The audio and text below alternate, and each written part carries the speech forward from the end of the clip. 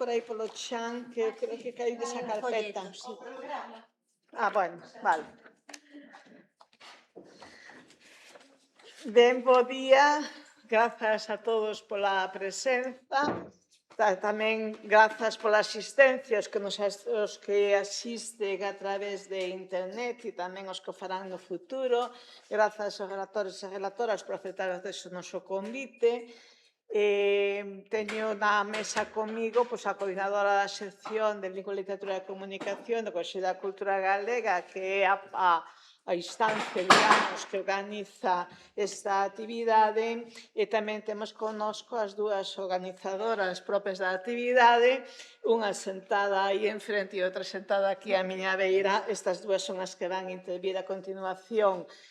Ben, aínda que non se di expresamente no título, ben, se advirte xa desde a primeira liña do programa que nós facemos esta actividade, que podería non ter unha data concreta, nin un ano concreto, porque é unha actividade que valería para casi calquera momento, incluso repetir con esta mesma orientación, esa actividade periódicamente, pero facémolo coa cabeza posta en Begoña Caamaño e no seu ano das letras, non? Non é, obviamente, a única actividade que facemos de arredor de Begoña Caamaño, e xa aí atrás abrimos unha xanela ao noso fondo para poder ir disponibilizando parte deses fondos que teñen que ver con Begoña Caamaño, e é unha visita que vos recomendo porque estará aberto ao longo de todo o ano e que sucesivamente se irá nutrindo de outros materiais que podan servir para chegarse a ela, a súa voz, a súa escrita, a súa personalidade, a súa biografía, etc.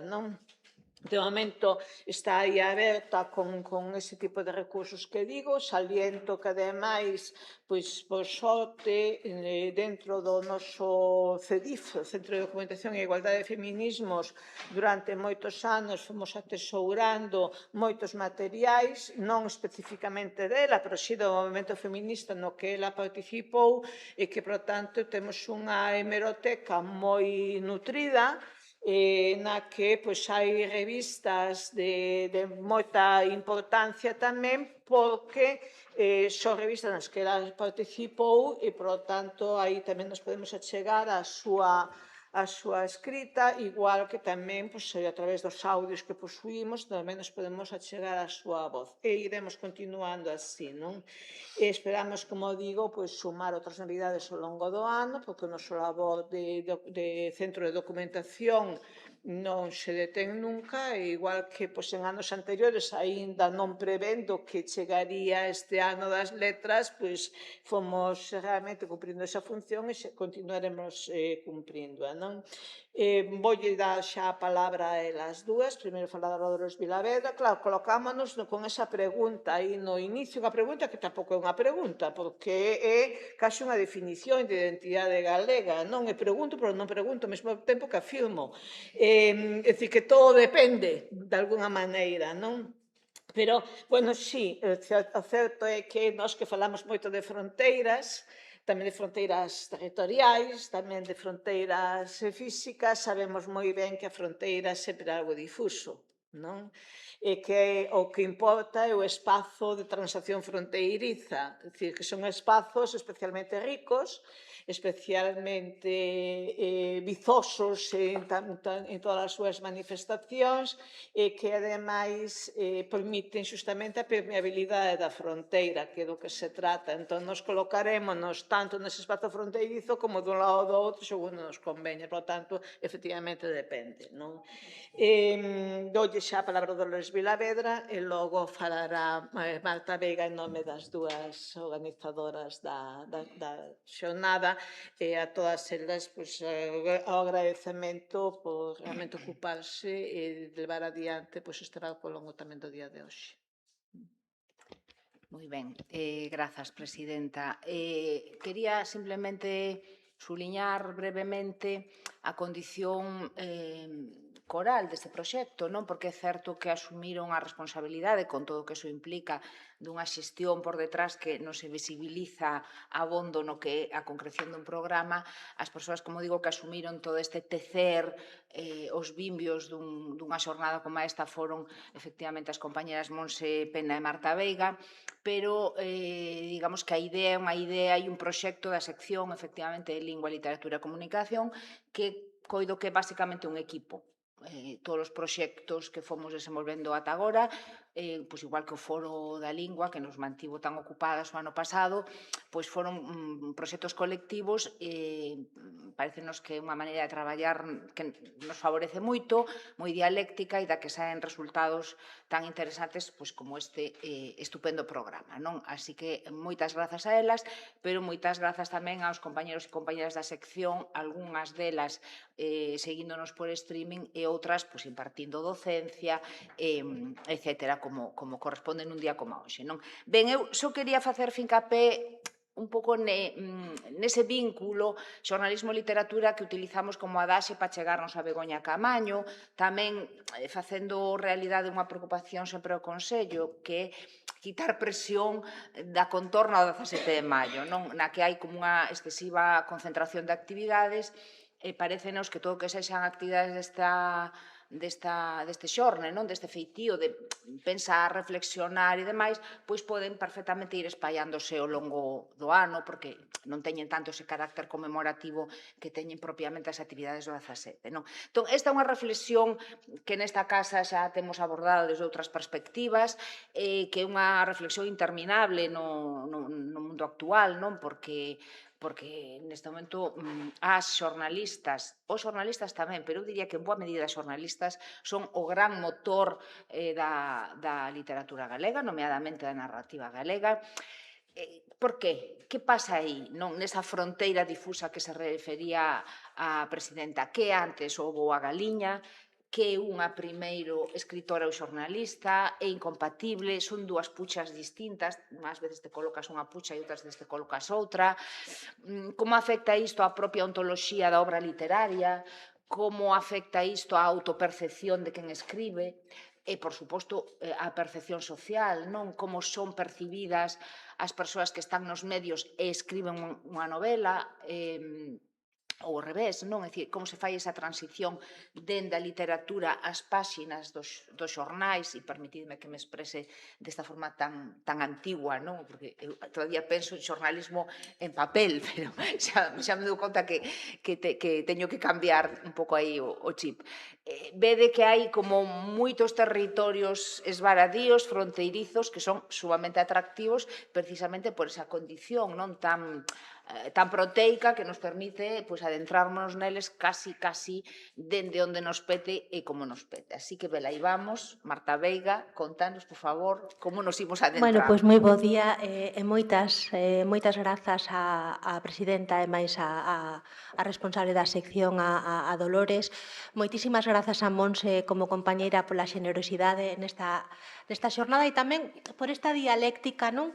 Eu son xornalista, veño das ciencias da comunicación, tamén creo que son a única persona na sección con formación puramente xornalística e sempre cando temos este tipo de traballos non un pouco máis académicos sobre estas fronteiras e limiar, a xente da comunicación sempre nos temos así un pouco como casi minusvalorando a nosa disciplina como disciplina académica, incluso o propio exercicio epistémico non do xornalismo. En este caso, pois, temos que pensar que os espazos do xornalismo son espazos onde convive a literatura desde este primeiro mundo moderno, non? No que nacen os xornais a finais da Idade Moderna, cando estamos dando fin a que é o antigo réxime. Entón, vamos un pouco trazar eses camiños, veremos que hoxe en día esta idea do xornalismo asociado a xornal tamén muda bastante. Hai moito xornalismo sin xornal e mesmo sen medio de comunicación. Digo, non solamente adscrito a cabeceiras, non? E no caso de Begoña Caamaño, aparte, para min é un agasallo porque para que nos fixemos xornalistas a finais dos anos 90, a principios dos 2000, foi un referente que se nos foi demasiado cedo, que puidemos aproveitar realmente moi pouquiño tempo, e sempre é un gusto poder volver a ela, poder volver á súa obra literaria fantástica, pero tamén ao seu compromiso desde os micros dos medios públicos galegos. Porque, ademais, no caso de Begoña Caamaño, temos unha figura que fixo xornalismo desde os medios públicos deste país, desde os medios audiovisuais, cando se estaban construindo estes medios públicos tamén. Tamén é moi interesante como persoa que se dedica profesionalmente a isto, non? Que ten tamén un pé en dous mundos, estes espacios un pouco liminais, que os marcos sabemos moi ben onde están postos nas leiras, pero en todo o demais sempre hai estes espazos un pouco liminais. Entón, bueno, pois é un placer estar aquí e confiamos en que as xornadas pois sexan tan placenteiras e tan proveitosas como foi este proceso de estar traballando nelas coa sección con Monse, con Dolores. Moitísimas grazas e arrancamos a xiña. Moitas grazas, pois chamamos logo a mesa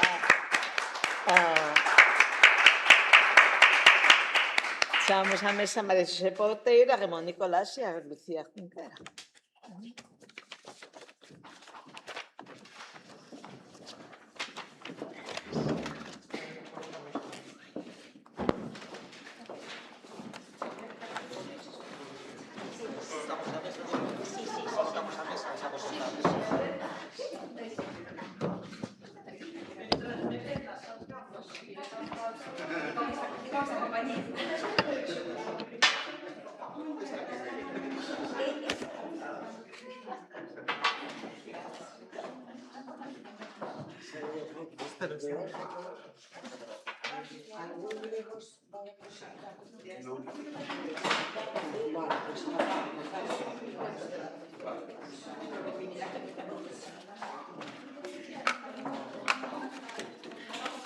Bueno, poño por orden como está no... Así está.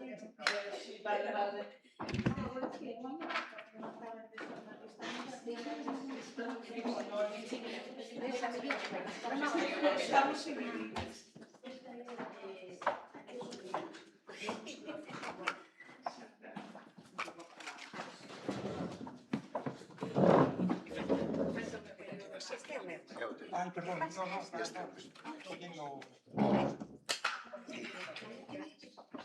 Un vasiño de algo.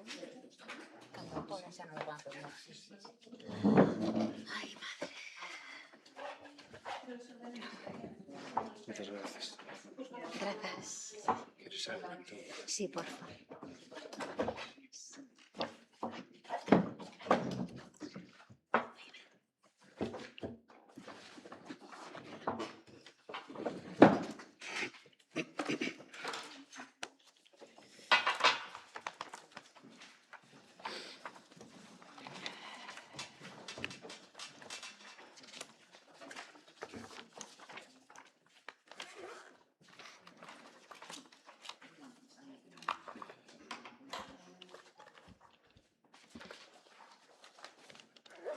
Bueno, pois podemos, así se nos coita ben, podemos empezar.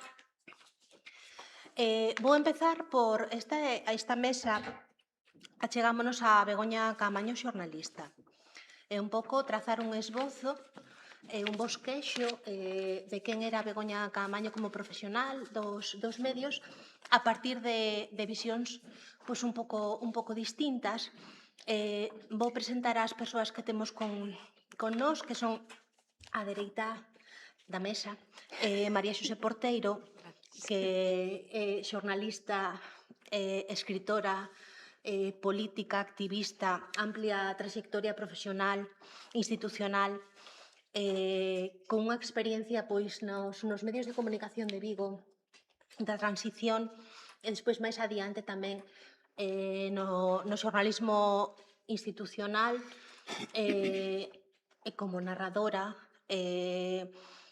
tamén neste todo este activismo, non, na defensa da igualdade dos dereitos das mulleres, da perspectiva de xénero na comunicación, tamén pois a súa participación en colectivos profesionais, no? Como o Colexio de Xornalistas de Galicia e esta defensa do asociacionismo profesional. A carón de María Xosé está Ramón Nicolás, vigués, no? No caso tamén de María Xosé viguesa, tamén como Begoña Caamaño. A parte Ramón Nicolás compartido xeración, Begoña Caamaño é máis ti, máis ou menos. Ramón Nicolás é crítico cultural, é docente, é escritor, é integrante da Fundación Celso Emilio Ferreiro, é membro correspondente da Academia Galega. A parte, pois, desde hai moitos anos mantén a bitácora o Caderno da Crítica, de crítica literaria galega, e tamén é pois biógrafo, non, un pouco de Begoña Caamaño, desa etapa máis inicial. E despois a miña esquerda teño aquí a colega Lucía Junquera, que é xornalista e fotoxornalista, que é formada na Universidade de Santiago e na Autónoma de Barcelona. Coñecémola, a voz, polo Diario Cultural, e agora desenvolve a súa función no terceiro sector. Volvín á radio. Volviches á radio? Pois fantástico para todas nós tamén. Eso hai que celebrar. Tamén é vogal do Colexio de Xornalistas de Galicia. Nos seus proxectos personais pois leva adiante traballo fotográfico relacionado coas inquedanzas culturais e máis medioambientais. Estamos aquí para trazar esta Begoña Caamaño xornalista. Entón, vamos a empezar un pouco pola xenealoxía, por como é ese espazo, non? Ese Vigo no que Begoña Caamaño é nena e adolescente. De onde proceden eses compromisos e esa ética de xornalista que despois coñecemos. Entón, vamos a pedir pois a Ramón primeiro e tamén a María Xosé un bosquexo dese Vigo, non? No que xorde como persoa interesada polas cousas do redor Begoña Caamaño. Moi ben, bo día. Moitas grazas ás persoas que tiveron a ben organizar este encontro, tamén, desde logo, a institución e as túas palabras iniciais de presentación. Estou tamén moi contento de compartir aquí espazo con Lucía, tamén contigo, Marta, e evidentemente coa miña boa amiga María Xosé. Dito isto, quixera explicarme un pouco previamente antes de trazar algunhas liñas de sentido respecto da primeira Begoña, da Begoña que vai dende o ano 1964, que é cando nace, ata o ano 1976, que é cando se traslada a outro lugar de Vigo, do que logo tamén, se temos ocasión, falarei. A miña investigación sobre este percorrido vital de Begoña, de algún xeito está inspirado pois nun traballo de carácter docente, no cal, a partir do cal foi nacendo parellamente ou paralelamente un traballo no cal é Begoña o centro de atención deste proxecto literario que logo se publicou e tamén inflúe nel o territorio, que é fundamental por unhas cuestións que logo comentarei. E tamén no cal, teño que confesar, tampouco é nada extraño, de algún xeito que xurdira así, como ti comentabas, case que somos ou éramos da mesma xeración, compartimos vivencias e compartimos tamén ese espazo. Entón hai tamén, nese proxecto que viu a luz da nena que perdeu un zapato na lama, que é onde vou extraer todo este tipo de referencias que vos vou comentar, pois de algún xeito están tamén as miñas vivencias. Ben, dito isto, a Begoña reivindicativa, Begoña comprometida, as causas que coñecemos de Begoña inspiradas na defensa do feminismo, no antimilitarismo e noutras moitas causas que en tal caso tal vez saian despois aquí vinculadas coa práctica de xornalismo. Eu creo que van definíndose, aínda que, bueno, pode haber algunhas persoas que non estean de acordo, pero vai definíndose en función do espazo no que la medra, no que la crea. No que la, de algún xeito, no que la cree, incluso como o espazo aquel do Calvario dos anos 60, un barrio de Vigo, un barrio moi particular e moi singular, que aínda o é, por fortuna, pero que era máis singular nos tempos nos que Begoña era unha nena. Por que digo isto? Pois porque o Calvario é un espazo que pertence ao Concello de Vigo a partir do ano 1941. O Calvario pertencía ao Concello de Lavadores. O Concello de Lavadores é un concello que, de algún xeito, está marcado pois porque a maior parte das persoas que viven no ámbito rural do Concello de Lavadores son persoas que abrazan o agrarismo. De feito, hai construcións no Calvario feitas pois para espazos nos que os agraristas se xuntaban para tomar determinacións. E iso aínda hai memoria. Pero tamén hai memoria xustamente da época da guerra.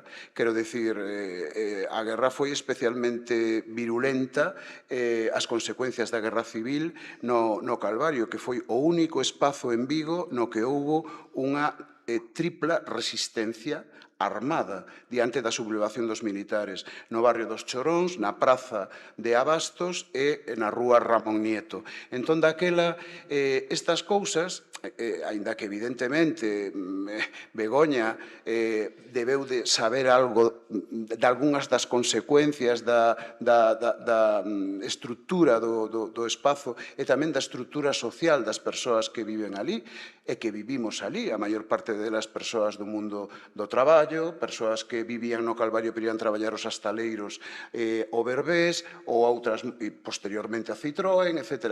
É dicir, é aínda, hoxe por hoxe, é un barrio que eu creo que sigue mantendo fidelidade a constituirse cunha poboación de aluvión, por un lado, e tamén cunha poboación fundamentalmente traballadora. Ela vivía nun espazo que compartía unha vivenda de varios pisos con outra parte da familia e tamén un espazo no que había animais domésticos, no que había árbores froiteiras, no que había galiñas, no que había, bueno, animais de todo tipo. Entón, daquela ela viva a cabalo entre esa xeración aínda urbana e a outra Estamos outra vez no liminal, non? Neste espazo rururbano, esta idea de que a cidade máis grande de Galicia, que ademais medra exponencialmente durante a época na que Begoña Caamaño, nena e adolescente, é realmente un espazo rural. Sí, que aínda o é en boa medida, pasados os anos, no ano 2026. Dito isto, xa moi brevemente para rematar esta parte introductoria, comentar tamén que o que é a parte máis urbana do barrio era unha zona na que, polo que puiden investigar, e tamén por experiencia propia, os nenos e as nenas podíamos mover con moita liberdade e era un espazo tamén no que, por exemplo, a presenza de dous cines, como eran o Cine Avenida e o Cine Palermo na Rúa Sagunto, determinaban tamén que moitos de nós foramos moi afeccionados ao cine desde moi pequenos, porque era a famosa sesión continua dobre, non? Na que por un prezo bastante económico podías ver dúas películas. De feito, hai moitas fotografías que se conservan de Begoña, na que aparece arremedando algunhas das películas de romanos, non? Que ela había, sen dúbida, ali, como eu tamén vin. Dito isto, Begoña, eu creo que o que é o pensamento, a formación ou o pouso que logo despois vai sair, ven xustamente destes seus primeiros anos do Calvario, que logo se complementan, e con isto finalizo, con outro período vital noutro barrio en emerxencia en Vigo, que é o barrio de Coia, no cal ela se achega para estudar ali inicialmente no Colexio Amor de Dios e logo pasa ao instituto, e é o instituto onde hai un instituto nun tempo no que coincide con moitas movilizacións de carácter estudantil nas que ela está detrás. Os famosos pases pro bus, famosos digo en Vigo, porque foi unha loita así de estudantes para conseguir mellores condicións, e logo despois, un pouco máis adiante, unha loita que houve nese barrio que era a chamada A Bouza Enosa, que foi bueno, ti sabrás moito máis que a min de todo isto, que foi un movimento de carácter veciñal que defendía un espazo para os veciños. Begoña estaba aí xa, e entón daquela, bueno, pois eu creo que todos estes elementos, inicialmente os do Calvario, como se pudo enchoupar dunha historia particular dese barrio que a singulariza, logo de Colla, pois tamén esas experiencias de estar na primeira, na vanguarda das reclamacións que había naquel Vigo tan industrial e tan revoltado, do que ela, despois falaremos, vai ser tamén unha xornalista extraordinaria, que vai seguir as movilizacións do Naval, as movilizacións dos astaleiros, que vai estar co prestix, coas manifestacións en contra do que aconteceu naquel tempo, etc. Entón, así como primeira intervención, eu creo que xa mellor foi un pouco longo, disculpa, Nada, pero perfecto, é así difícil unha sintetizar. contextualización tamén. Vale. Tamén falabas, Ramón, do instituto. No instituto tamén están esas primeiras mestras, non? Falamos de Queizán, falamos de Panero, digo, porque na trayectoria de Begoña Caamaño trazar estas liñas entre mulleres xeracionais para ela é fundamental.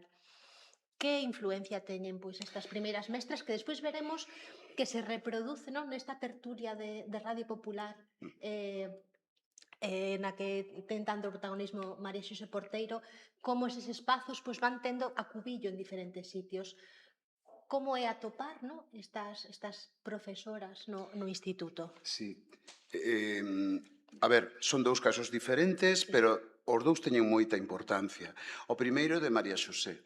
É dicir, Begoña e máis Bea, a súa irmá, e o irmán máis pequeno, educábanse nunha academia que había na que é a actual Rúa Genaro de la Fuente, que está fronte por fronte do Instituto Castelao. Era unha academia de formación para nenas e nenos pequenos, regrada, e que dirixía Dona María, que era a nai de Méndez Ferrín. Nun determinado curso aparece contratan unha profesora de francés que é María Xosé Queizán. María Xosé Queizán impartía francés, máis nada, pero que xa era bastante. E entón aprendeulles moitas cancións, con moitos mecanismos para amar o francés. Daquela, ela aprendeu unha canción que era Le Petit Cheval Blanc, estaba inspirada, bueno, había unha versión moi coñecida de Georges Brassens. Ben, pasa o tempo, María Xosé tamén vai facer outras actividades de carácter profesional e docente, e pasado o tempo, un día a propia Begoña dille a María Xosé, cando xa a Begoña admiraba o traballo como feminista, como ensaísta, como narradora de María Xosé, ti díchesme clase. Entón María Xosé encontrouse un pouco así desarmada, que non se decataba, como nos ocorre a moitas das persoas que nos dedicamos ao mundo do ensino. E entón Begoña comezou a cantar a canción. E daquela, pois, María Xosé xa se deu conta. María Xosé conta no libro das amigas, nun texto poético precioso, toda esta historia. Entón, daquela, bueno, ten que ver desde o punto de vista anecdótico, pero ten que ver tamén co feito de que a propia Begoña, pois, recordou sempre a figura de María Xosé, daquela profesora de francés, que foi unha das ensaístas, das primeiras ensaístas sobre o feminismo. E o de Carmen Panero, recordo agora e fago referencia moi brevemente o feito de que todos e todas temos un profesor, unha profesora que en algún momento nos marca. No caso de Begoña, sen dúbida, foi Carmen Panero. Carmen Panero era profesora en activo naquel momento cando ela vai ao Instituto Alexandre Bóveda. Carmen Panero é a que lle recomenda lecturas, a que a orienta, a que lle di non te podes perder este libro, nin tampouco este, fai que se desenvolva aínda máis o seu espírito crítico. De feito, a propia Carmen Panero, nunha homenaxe que se lle tributou a Begoña, bueno, recoñece un pouco todo isto desde unha maneira pois moi sensible, non? E entón, eu creo que a figura de Carmen Panero neste caso é extraordinariamente relevante, fora de, e con isto remato, dunha cousa que se me quedou pendente, e é subliñar o ámbito de carácter doméstico, que no ámbito de carácter doméstico sempre había libros, non? É dicir, a nai, sobre todo, de Begoña, foi unha persoa que coidou moito o feito de ofrecer lecturas aos seus fillos e as súas fillas. E Begoña, bueno, sempre recoñeceu que o papel da súa nai como incitadora de lecturas moi diversas foi fundamental. Iso vaise ver posteriormente, porque ela era unha lectora voraz e na súa obra literaria así tamén se pode documentar e ver. Sen sairmos de Vigo, vamos agora con María Xosé Porteiro, que nos relate un pouco como era ese ecosistema mediático, non? Destes anos nos que xa temos unha Begoña Caamaño adolescente, comprometida, pois xa aculturada, non? Nestas xeracións de mulleres precedentes, esa tertulia de Radio Popular, Carme Blanco, Camiño Noia, María Xosé Queizán, como era ese mundo dos medios no que, ademais, que isto é moi singular, porque eu tocoume un pouco máis adiante, pero aínda vivíamos esa dicotomía entre a figura, non? Da locutora e do redactor, que normalmente os redactores eran señores, as locutoras éramos as mulleres. E como eran esas redaccións que aínda está moi avanzado o século XXI, estaban moi masculinizadas e con unos roles de xénero bastante separados. Entón, pois, María Xosé, que isto ten moita experiencia e teno moi traballado, seguramente que nos pode facer unha semblanza moi interesante. Permíteme que agradeza moitísimo este convite, xa non repito todos os nomes, grazas, encantada de terte ao lado. Bueno, eu empecé a traballar nun medio de comunicación en Vigo no ano 71, cando había unha cousa que se chamaban medios del movimiento. E entón era medios estatais, derivados do que logo foi Radio Nacional, e había unha emisora que foi un xermolo donde Xoana Torres, por exemplo, o propio Cunqueiro, ou xente moito máis modesta, como fomos o meu excompañeiro Pero Zumais e eu, poidemos aprender a facer radio. Importante, porque a radio é clave.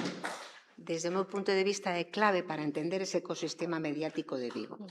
Entón, había medios públicos onde podías, inda que non houvese facultades de xornalismo, nin outra posibilidade que posteriormente xa houbo, de formarte. E logo, é un das cidades que ten o xornal máis antigo de todo o Estado español, que é o Faro de Vigo. Pois ese dato tampouco é unha cuestión menor. Vigo crece moito, perdona só un apunte, por unha cuestión xeoestratéxica e por unha cuestión política. Xeoestratéxica, evidentemente, o Peirao, nun momento onde as comunicacións marítimas e o comercio marítimo medra, e unha cuestión de castigo político, porque Vigo medra e se anexiona a Lavadores como castigo que Franco lle fai a Lavadores por ser tan roxo, tan comunista, tan revoltoso, e onde había unha economía simbiótica moi interesante entre os homes que traballaban na industria e as mulleres que traballaban no agro, cando quedaban homes, claro, que moitos estaban na emigración. Esas circunstancias fan de Lavadores un espazo singular, onde hai tamén unha convivencia diferente e onde era moi frecuente. Miña avó tiña unha leitería na Rúa Sagunto, como non podía ser de outra maneira, e un tío meu era dos que iban buscando rapaces no cine porque era acomodador do cine. E entón, claro, é unha rúa moi peculiar, pero eu lembro cando fomos vivir ali que polas mañás de madrugada a mí me despertaban clac, clac, clac, clac. Eran os zocos das mulleres que viñan desde Redondela, co canastro na cabeza ou desde as terras de Lavadores, camiñando a pé para logo ir vender ao mercado. do Calvario ou, en algún caso, algunhas traían peixe. E traían peixe e viñan camiñando, pero tiñan unha música clá, clá, clá, clá, moi interesante. Eso formaba parte tamén dun lugar un pouco diferente. Vigo por que medra tanto? E xa remato aquí, simplemente. Medra tanto porque cando se crean as zonas francas, que é unha cuestión da que o franquismo se aproveita para poder ter relacións internacionais comerciais importantes, pois é Barcelona, é Tenerife e é Vigo. Por qué? Porque teñen un porto, un peirao. A partir de aí empeza a medrar o traballo, ven moita xente de fora e por iso Vigo medra tanto, se anexionara Bouzas antes, logo se anexiona Lavadores e empeza a chegar moita man de obra de fora, pois en Vigo hai un centro extremeño, por exemplo. En Vigo hai xente de todas partes, sobre todo moitos maragatos tamén e maragatas. Toda do punto de vista sociolóxico, é unha cidade moi mestiza. Do punto de vista económico tamén, cunha trayectoria moi peculiar. Entón, aí tamén, eu non sei onde, danme ganas de investigalo, cal é o xermolo do feminismo ali? Evidentemente, María Xosé Queizán, grazas á Academia, polo acto de xustiza que se fixo con ela recentemente. María Xosé Queizán é unha peza clave, pero de onde viña María Xosé Queizán nunca yo preguntei quen foron as súas iniciadoras, pero é moi importante que haxa tamén unido a un pensamento progresista e de esquerda, que obviamente está aí, o feminismo. Entón, ao redor, eu creo que dese mundo que empeza a haber unha editorial que empeza a publicar cousas distintas, novedosas, que rompe co esquema anterior dos Petrucios, e se empeza a abrir coa nova narrativa e empeza a dar oportunidade, por exemplo, a que unha muller como María Xosé Queizán publica a súa primeira novela.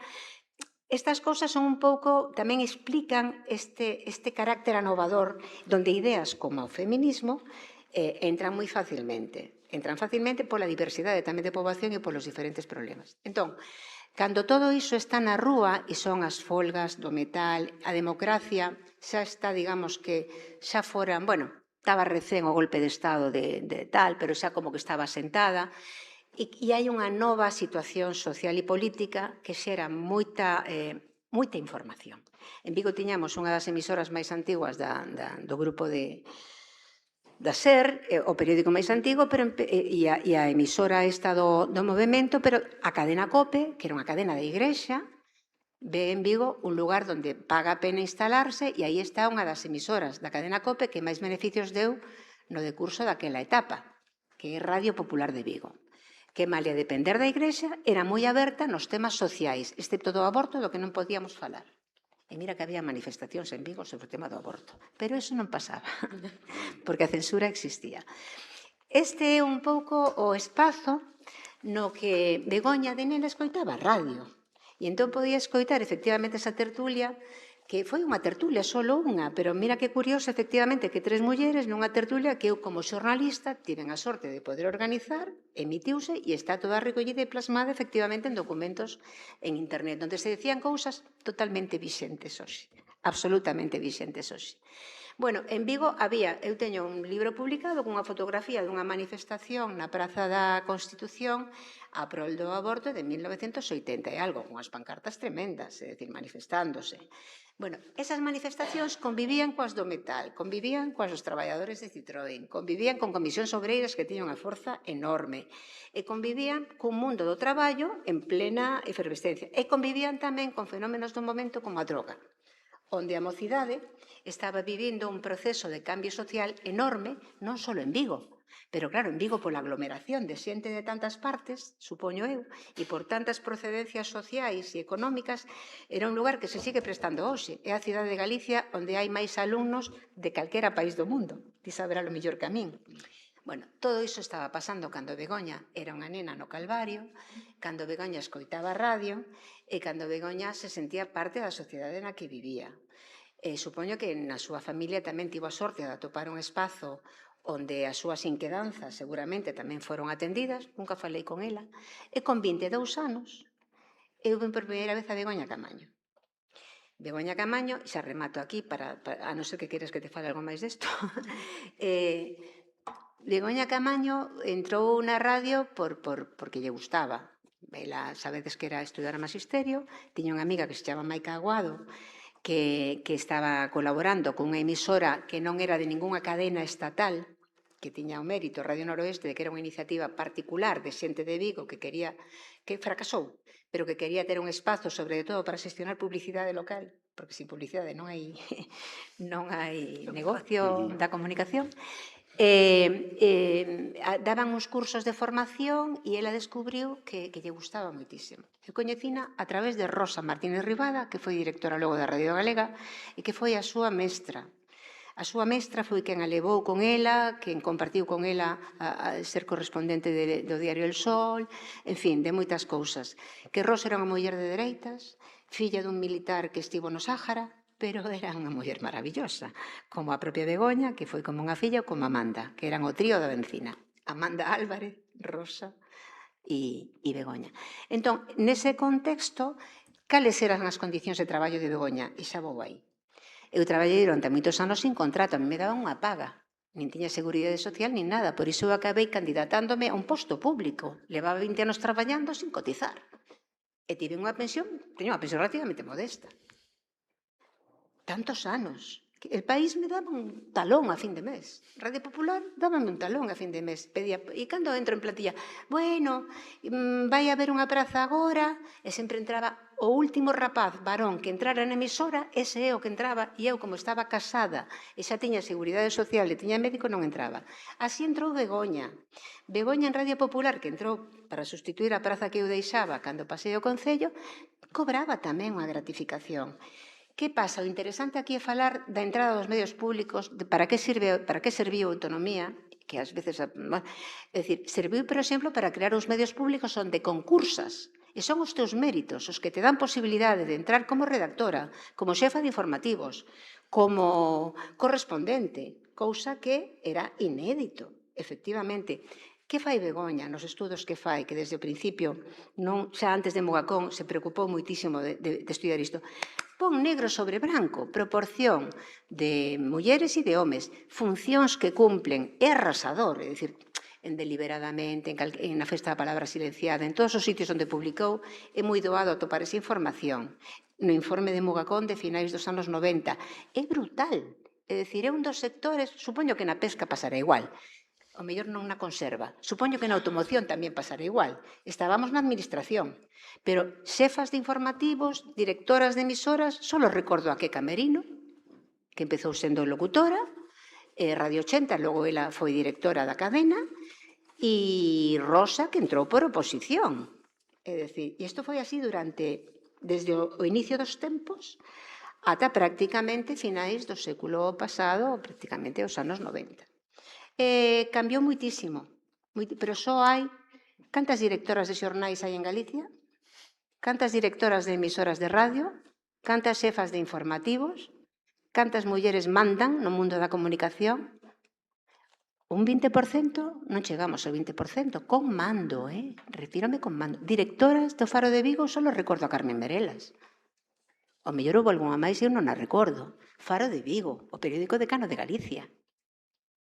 Entón, para min, eso é termómetro, eso é sintomático.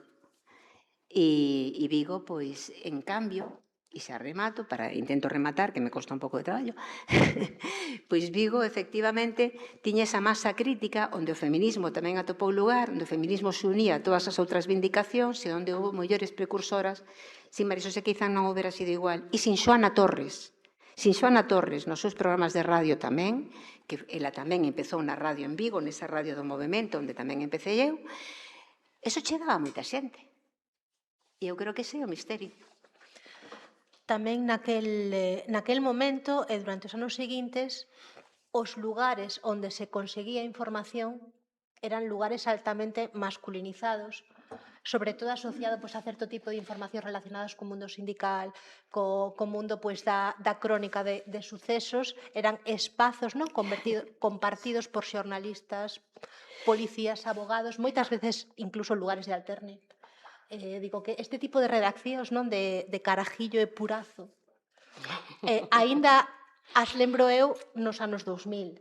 Digo, realmente era doado facer información naqueles ambientes que expulsaban as mulleres realmente, ou expulsaban as mulleres que non eran mercancía. A ver, expulsaban se querías mandar, se querías ser tropa xa non te expulsaban. O contrario, Encantáballes, eu teño ido a moitas roldas de prensa de sermos 3 mulleres e o resto compañeiros e tiñamos unha, se quixéramos, podíamos ter o privilexio de que as primeiras declaracións nos las facían a nós. Perdón pola autocita, pero cando foi a grande folga do metal de Vigo no ano 80 e algo, quen redactou o manifesto, que mo leu fun eu, e hai unha foto desa manifestación que decían que eran 200.000 persoas, imposible, pero imaginemos que foran 50.000 ali no Náutico, e non había ningunha sola muller na tribuna onde estaban fotógrafos, era eu co micrófono lendo o manifesto.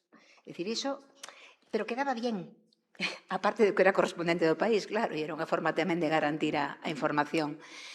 É dicir, hai unha parte na que somos tropa. Si somos tropa, somos tropa. A mí me parece que iso é moi importante, porque para a tropa, con perdón, vale calquera. E o difícil é que chegues a mandar. Ahora, vou contarvos unha historia de Begoña para que vos riades un cachiño. Begoña era tan afouta e tan arroutada e estaba un pouco así como vos diría eu, como tiña tanta enerxía que nunha ocasión, en unha folga de bombeiros de Vigo, pois os bombeiros, que teñen un parque importante en Chapela, subíronse ao alto dunhas escaleiras, non sabedes que dos camións subiron un sitio alto. E entón ali estaban os que vindicaban. Entón, un grupo de xornalistas de Vigo, entre eles Sefi García e Begoña Camaño, que eran como carne e oso, pois ali estaban esperando que baixaran porque tiñan que levarse unha grabación, porque daquela non había teléfono móvil. Ti tiñas que gravar, ir correndo a emisora e soltar o teu rollo. Ou entrar nunha casa particular que tivesen teléfono e pedir, por favor, que te deixaran falar. Ou nun bar que tivesen un teléfono. Atención, estamos falando dos anos 80. A mediados dos 80, os bombeiros a arriba da torreta, e Begoña e Sefi co magnetofón abaixo, e di Begoña, eu subo.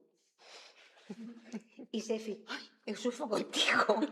E Begoña, traca, co magnetofón, traca, e os bombeiros arriba horrorizados, e a mitad do camiño mira para baixo e teño vertixe. E tiveron que rescatalas, quen? Os bombeiros que estaban arriba tiveron que deixar a súa folga e a súa posición tal, baixar, e cando xa os tiñaban, puxellos o micrófono diante. Non o fixo a mantenta, pero tivo reflexos de nese momento gravar.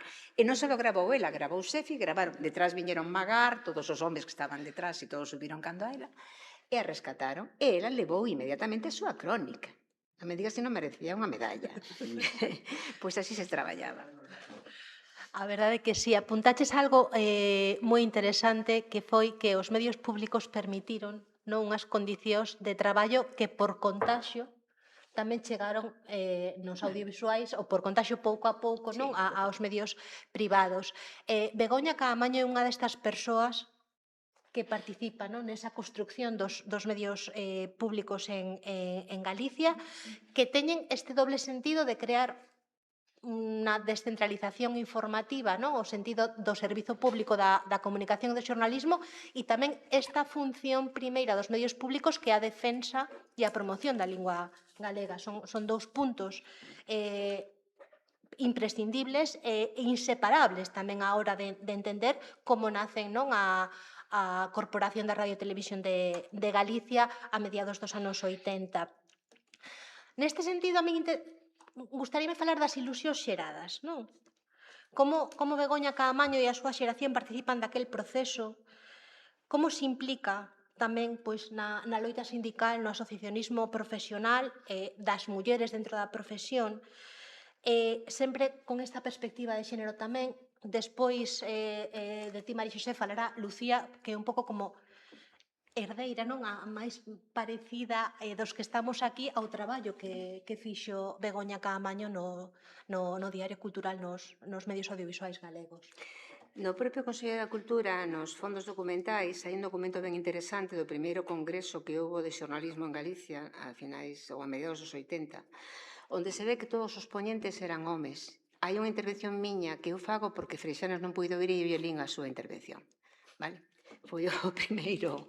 Daquela Begoña ainda non estaba na profesión, pero ela moito antes de entrar na Radio Galega xa estaba na militancia sindical, ainda estaba en Radio Popular. Ela tiña moi claro, no primeiro congreso sindical que hai de Galicia, do que hai fotografías, ela, como eso nos anos 80, pois ali está, na mesa, está con Carlos Blanco ao lado, por certo, con Gustavo Luca de Tena cerca tamén, esa foto está ao alcance de quen a queira ver, e ela era moi nova daquela e non estaba aínda na Radio Galega. Eu fago a miña propia valoración de en que medida para min influiu positivamente a creación dos medios públicos.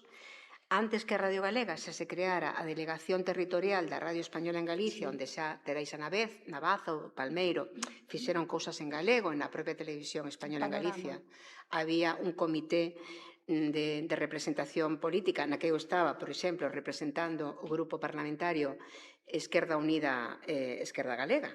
É dicir, que había xa algo, pero cando xa finalmente hai efectivamente unha radio autonómica e unha tele autonómica, eu creo que, malia todas as pexes que lle podemos ver, normalizou bastante a cuestión lingüística, pero non normalizou a liberdade.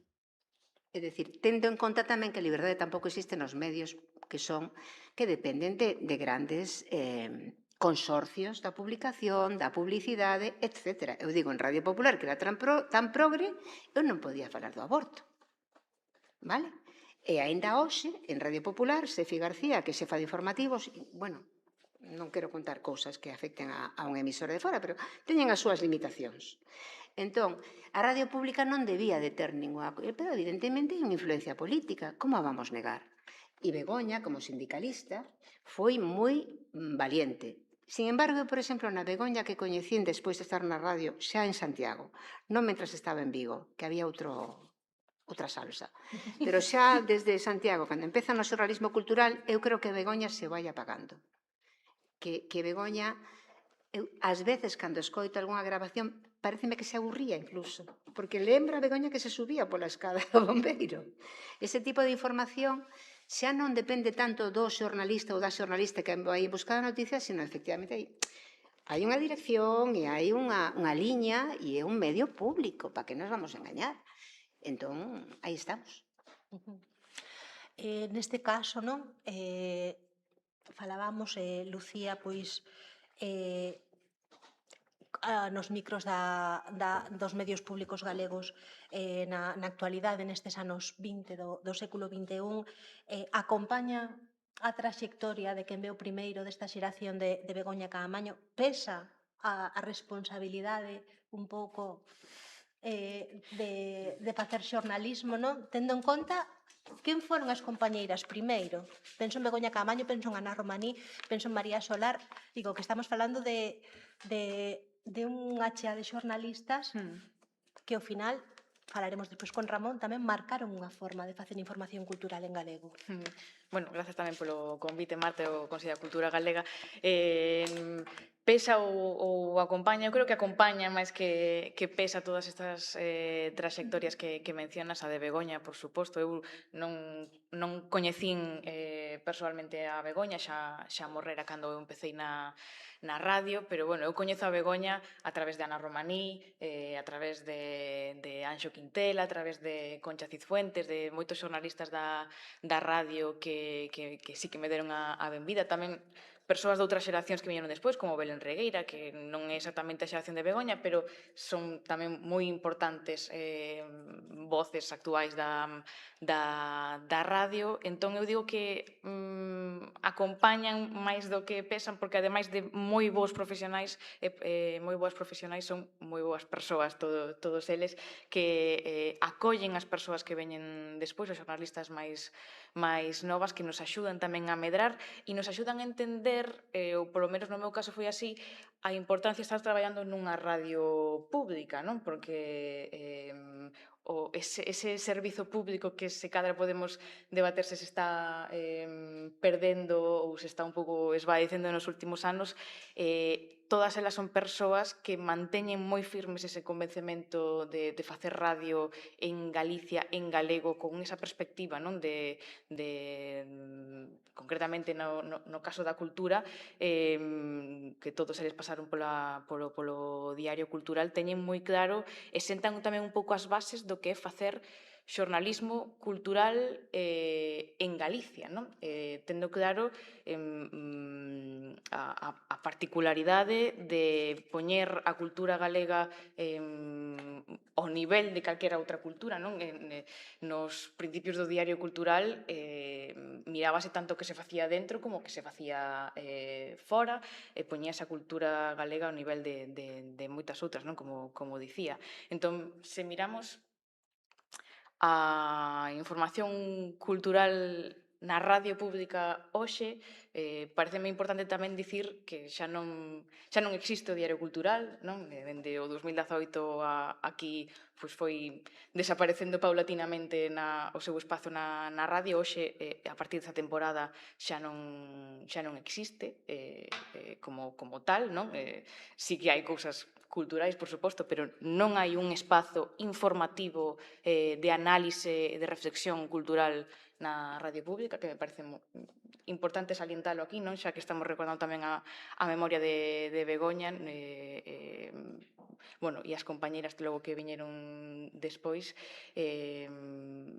o que debería pesar pois, esa trayectoria nas persoas que dirixen hoxe os medios públicos, non, para tratar de recuperar un pouco o espírito de Begoña e o espírito desas pioneiras que axudaron a crear os medios públicos, que hoxe está totalmente desaparecido, por desgraza. Sí, bueno, esta estrategia un pouco de fragmentación e excluimento, pois un pouco hasta casi a invisibilización completa, non? E tamén as escollas moitas veces non nos espazos con máis visibilidade dos motivos culturais e dos espazos culturais ou de que culturas se destacan, tal vez neste sentido. Aquela xeración, ademais, non? Falábamos antes que marcou, por exemplo, algo tan esencial como a abordaxe da crítica cultural en galego, feita desde os medios de comunicación. Hai aquí tamén debate sobre se a crítica cultural é un xénero puramente xornalístico ou non. As amigas filólogas vanme dicir que non, para elas non é xornalismo. Cando estudamos xornalismo, estudiámoslo dentro dos xéneros xornalísticos como un dos xéneros opinativos, por exemplo. Entón, eu aquí a Ramón como filólogo, que aquí é o único que está entre xornalistas tamén, e como crítico, tamén un pouco preguntarlle por esta idea de esta crítica cultural como se asenta, non? Moitas veces non é exercido por xornalistas. Pensamos as máis das veces tamén no soporte papel, pero vemos que cando se senta estes estándares estamos nun soporte audiovisual que é moi diferente. Entón, un pouco, como sentamos estas bases da crítica cultural en galego naquel momento? A ver, é un pouco complicado. Eu particularmente podo saber algo da crítica literaria. Quero dicir, se queremos incorporar a crítica literaria como unha das posibilidades dentro da crítica cultural, que era un papel, por certo, que ocupaba no Diario Cultural, a crítica literaria, había críticos, voces, que exercían a súa opinión sobre determinadas entregas literarias, pero tamén había un espazo para a arte, un espazo para o cinema, etc. A música, non? Vale. Entón, que ocorreu?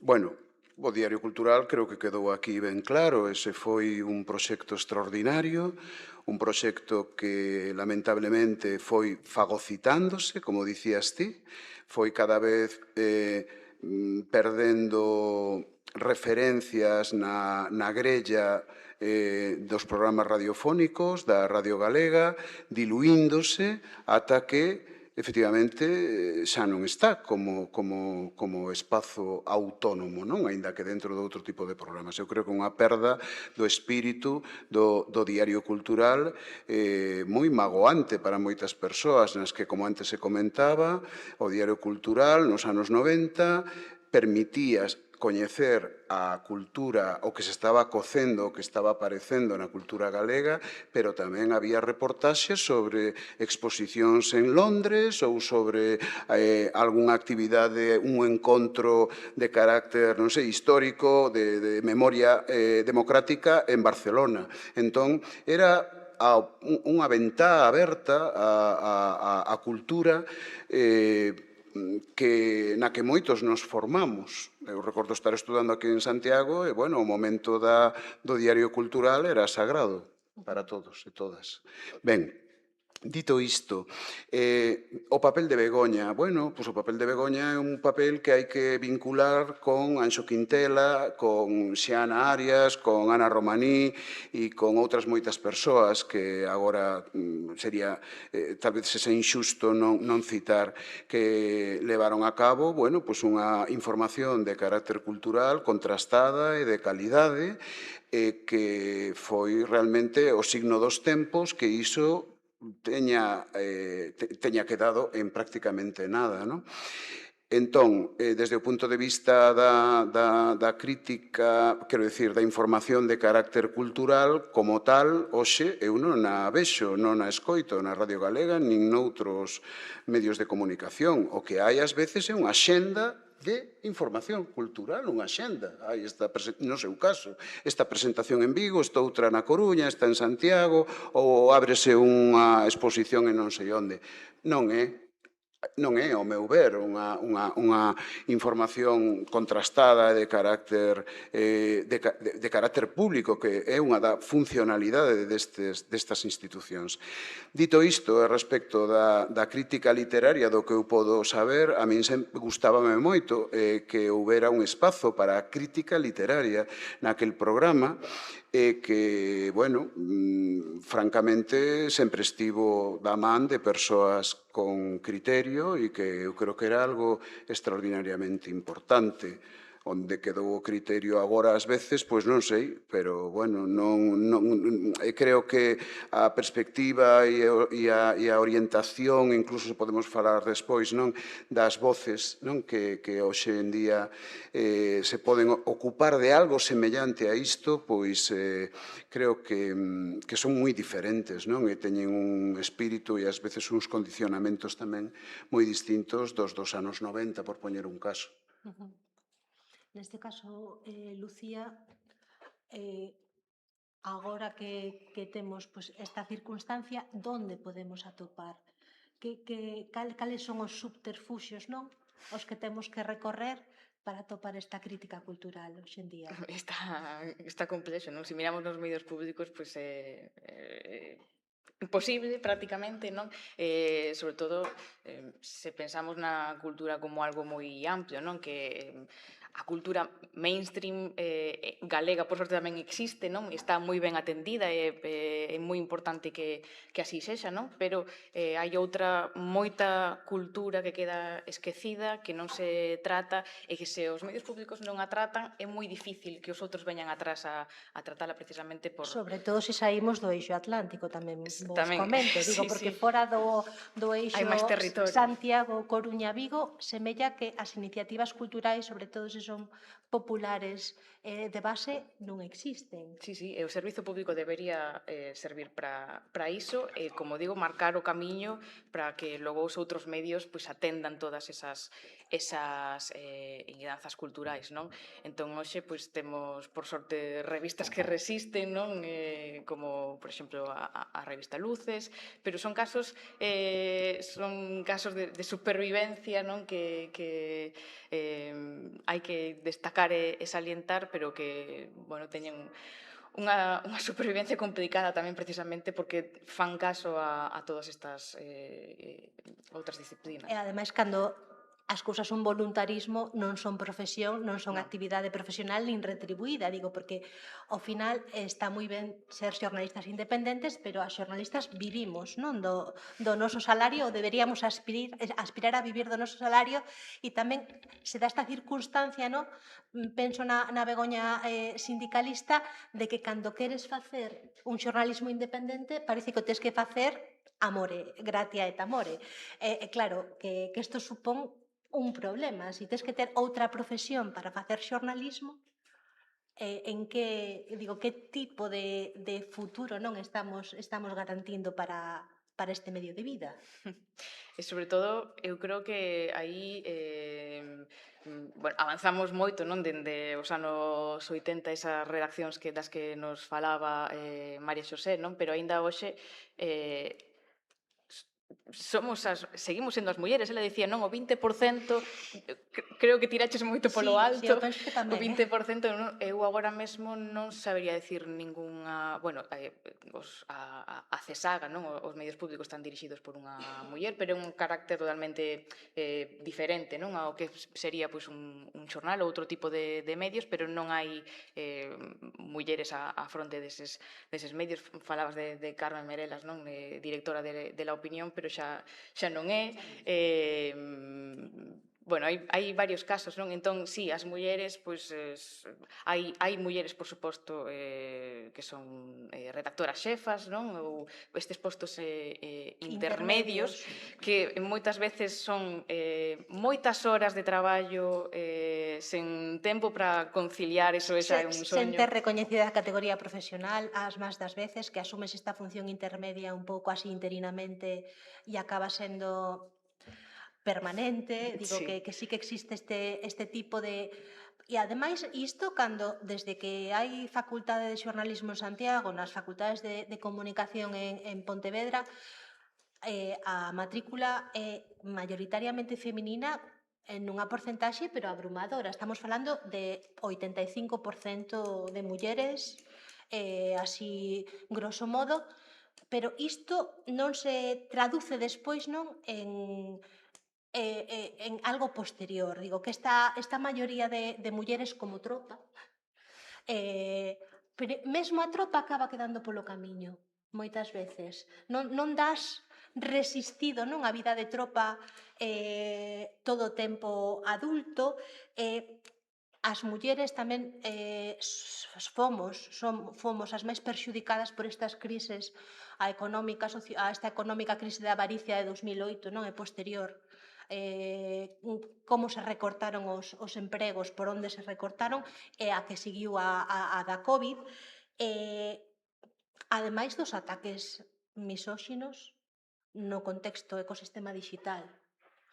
Entonces digo, claro, eu me imagino que tamén estas aprendizaxes desta xeración de Begoña Caamaño para esta ditadura do ciberanzó que sufrimos, non esta idea do clickbait permanente nas informacións que facemos, esta devaluación, este reducir a cultura a unha axenda,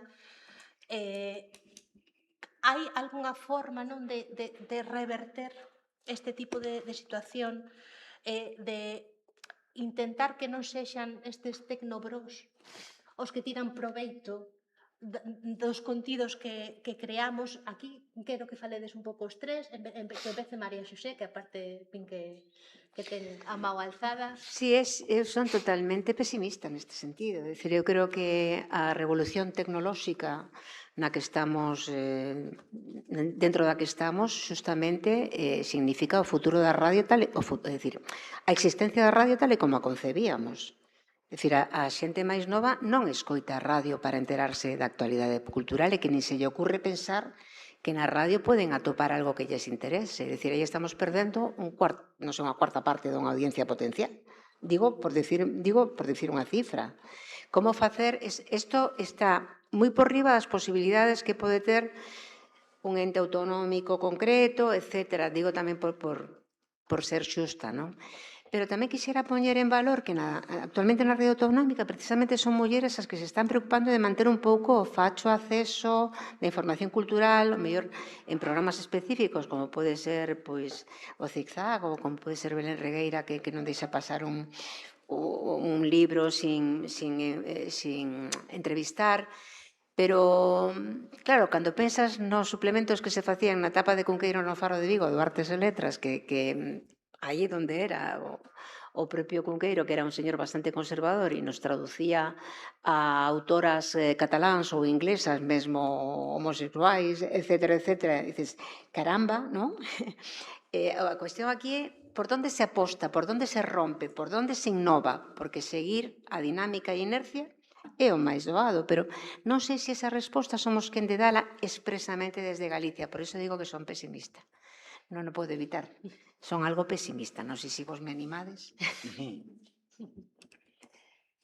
Bueno, con todo, hai formatos que sí que escoita a xente máis nova, non? Como os podcast, por exemplo. Digo, esta idea da fragmentación, de escoitar en asíncrono. Digo, o millor penso na experiencia do Diario Cultural Z, no voso caso, Digo, é un pouco un xeito de intentar buscar dentro do sistema formas para... É que hai que buscalo, es que senón os medios, a radio, pero tamén a tele, non? Que cada vez se ve menos, a prensa, por suposto, cada vez se lee menos, non? Hai que buscar esas outras alternativas, por suposto que no caso da radio, pois o podcast é moi claramente a vía, non? De buscar outras novas audiencias, e eu, se cadra, mellor pola miña inocencia da idade, intento ser máis optimista, tamén porque neste ano das letras no que estou investigando tanto sobre Begoña, tamén grazas a toda a xente que a coñeceu, estánme falando dunha Begoña que era optimista, xa sei que nos últimos anos foi moi complicado para ela ser optimista, non? Pero optimista ata as últimas consecuencias de sempre intentar sacar o mellor e, sobre todo, loitar moito, non? Esa sensación de que dende o colectivo se podían lograr as cousas, dende o comité de empresa da CRTVG, dende Mugacom, por suposto, dende o Colexio de Xornalistas, non? Dende o colectivo trouxeron unos grandes cousas e dende aí tamén temos que partirnos para intentar loitar contra todas estas artimañas, non? Dos medios de masas, bueno, de todas estas dictaduras, dos tecnobros que dicías, non? No, claro, que ao final circulamos contidos en redes sociais cando as propias redes sociais non teñen a responsabilidade de que esas informacións estean contrastadas e sexan xornalísticas como os medios de comunicación deberan tela. Entón estamos agasallando, non, cos nosos contidos moitas veces polo feito desta dictadura da visibilidade, que iso é un grande problema do xornalismo cando nos convertimos en influencers tamén. E encima, moitas veces estamos casi abocadas a ter o que facer para que se fixen en ti os medios de comunicación. Te contraten como futura profesional. Digo que acaba sendo un problema enorme porque estás agasallando contidos a soportes que non teñen por que garantir ningún tipo de contraste, xa non digo obxectividade, digo de equidade, non, a hora de presentar as informacións. Que eso sí que acaba sendo un problema e vai contra o noso propio oficio, ao final. Sí, habería que exixirlle aos medios, de novo, os medios públicos teñen unha responsabilidade enorme sobre estas cuestións e non permitir, non, esa venta de contidos, non? Bueno, é moi difícil, estamos nun momento moi complexo, pero sí. É complicadísimo, pero esta mesma semana a revista Pronto, que non é exemplo de nada, acaba de anunciar que marcha de internet e que soamente se vai publicar en papel porque xa considera que lle estivo agasallando contido a inteligencia artificial e os agregadores de noticias durante demasiado tempo. E a resistencia, Pronto. Ao final, a resistencia é a revista Pronto, non? Digo que é triste dicilo así e comentalo así, pero ao millor acaba sendo o camiño que temos que marcar nalgúns sitios. No caso de Ramón, comentabas antes esta ditadura das axendas, non? Como nos estamos convertendo tamén no soporte no que anunciamos lo que sea fest, máis que en dar unha información ou unha crítica cultural. Ou unha valoración, claro, sí. Eu, se me permitides dúas cousiñas, eu son optimista por natureza, pero doume conta, e estou un pouco con María Xosé, en que coñecendo a realidade incluso de persoas que deberían de consumir información contrastada e que son persoas moi novas, tal vez de aquí pois, que ten máis contacto con persoas de 14, 15, 17, 18 anos son eu, e eu, bueno, pregúntolles, claro, aprendo moito deles, pero non hai ninguén que escoita a radio. Ninguén. Hai algunha persoa porque a súa nai ou a súa avoa a ten prendida na casa, pero non lles interesa. Non lles interesan os contidos, pero vou aínda máis alá. Non len prensa en papel, pero atención, tampouco len prensa digital. Non. Engado tamén, isto para meto o dedo na chaga e son pesimista nisto, pero as razóns realmente levanme tamén a isto, porque nin siquiera ven a televisión. Quero dicir, a fonte de información no caso de que precisan segundo as súas gustos ou preferencias actuais é YouTube e TikTok. É dicir, e TikTok e YouTube, pois sabemos o que hai por aí, non? E a información que eles reciben, basicamente, cando a procuran ou cando lles salta, é esta. Entón, eu, a cuestión do que acontecerá en 30, 40 anos, non sei, pero xa nin siquiera xa dos medios públicos, sino tamén dos medios de información privados, non? Que no que eu colaboro desde hai moitos anos e no que eu me vou dando conta, tampouco non se necesitan moitas luces para darme conta de que o espazo que a min me conceden cada vez é menor. E cada vez, é menor. É que eu estou sempre nunha situación aí como de resistencia, non? Ou de resiliencia, porque só me ocupo de literatura en lingua galega, pero doume conta de que se boto a ollada atrás, ata hoxe, o espazo vai diminuindo, e incluso tampouco o tomo a mal, porque é así, pero se algunha vez no suplemento no que eu colaboro entra publicidade, quen cae son eu, que é a quen, quero dicir, que son o que me dedico á crítica literaria de libros en lingua galega.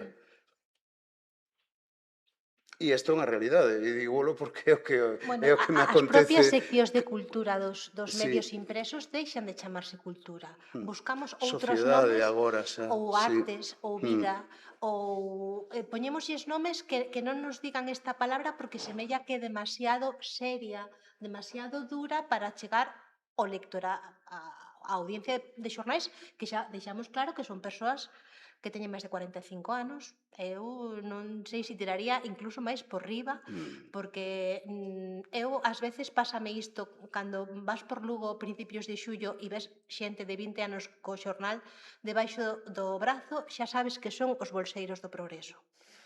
Son as únicas persoas de 20 anos que pasean un xornal por Lugo adiante. E isto sucede así desde hai 20, 25 anos tranquilamente. Entón digo que claro, que incluso ocultamos o nome, desaparece o diario cultural, ocultamos o nome de cultura nas grellas porque parece que mete medo, que pega respeto, que hai que vestilo de outra cousa para ver se chegamos a alguén. Que iso tamén é un problema, non?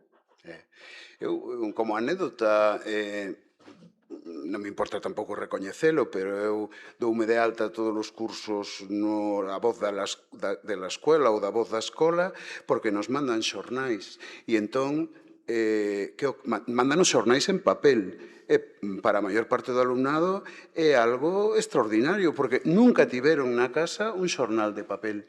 E logo a estrutura das noticias, opinión, local, a cuestión, non sei, de deportes, necrolóxica, quedan sorprendidos, que ben ordenado está todo isto, porque sí, non se parece a vida real, entón é unha cousa así que a todo isto deberían de coñecelo en primaria, pero porque este tipo de cousas sempre se teñen que traballar, pero non, chegan eso, rapazas e rapaces de 15 anos, non é culpa deles en absoluto, de 16, que nunca tiveron un xornal na man. A mí non me extraña porque en segundo de carreira que dou eu, tamén aprendo a estrutura dos xornais, sí.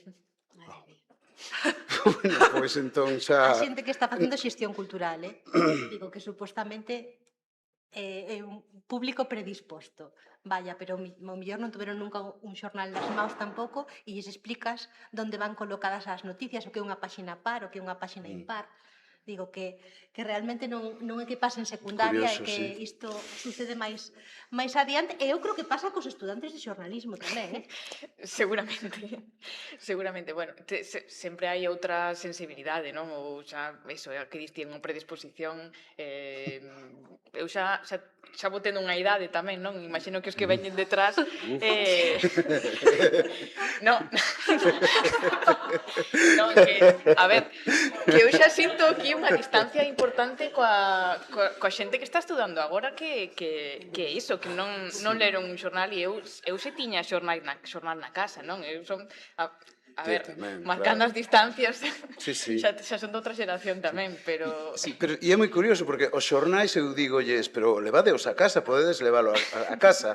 E hai algúns que me din que non, como se meter un xornal na casa fose como unha especie de bomba. Pero outros, os máis, dinme, vale, digo, e que fas con el? Doullos, vanos ler os meus avós. É dicir, hai unha cuestión aí moi curiosa. Son os avós os que len os xornais, non os pais Claro. hoxe. Os xornais, desde que se deixaron de En necesitar papel. para envolver o peixe, Peixe. para encender o lume, para este tipo de usos máis, para poñelo no chao cando fregas, este tipo de usos, porque ao final, claro, ti con un xornal que lees no móvil non podes facer isto, non lle das esta segunda vida, non? Por exemplo, para envolver agasallos. Entón, a ver, María Xosé. No, eu quería... Eu creo que se está poñendo un pouco optimista. No, vamos a ver, eu estou super optimista porque digo que son pesimista porque eu non teño unha resposta. Eu Sí, non a claro. teño, se a tivese daría, pero claro, tampouco teño por que ter toda a información nin vexo futuro. Pero eu creo que o que está en cuestión non é tanto o medio a través do cal se coñece, senón o valor da verdade. Sí.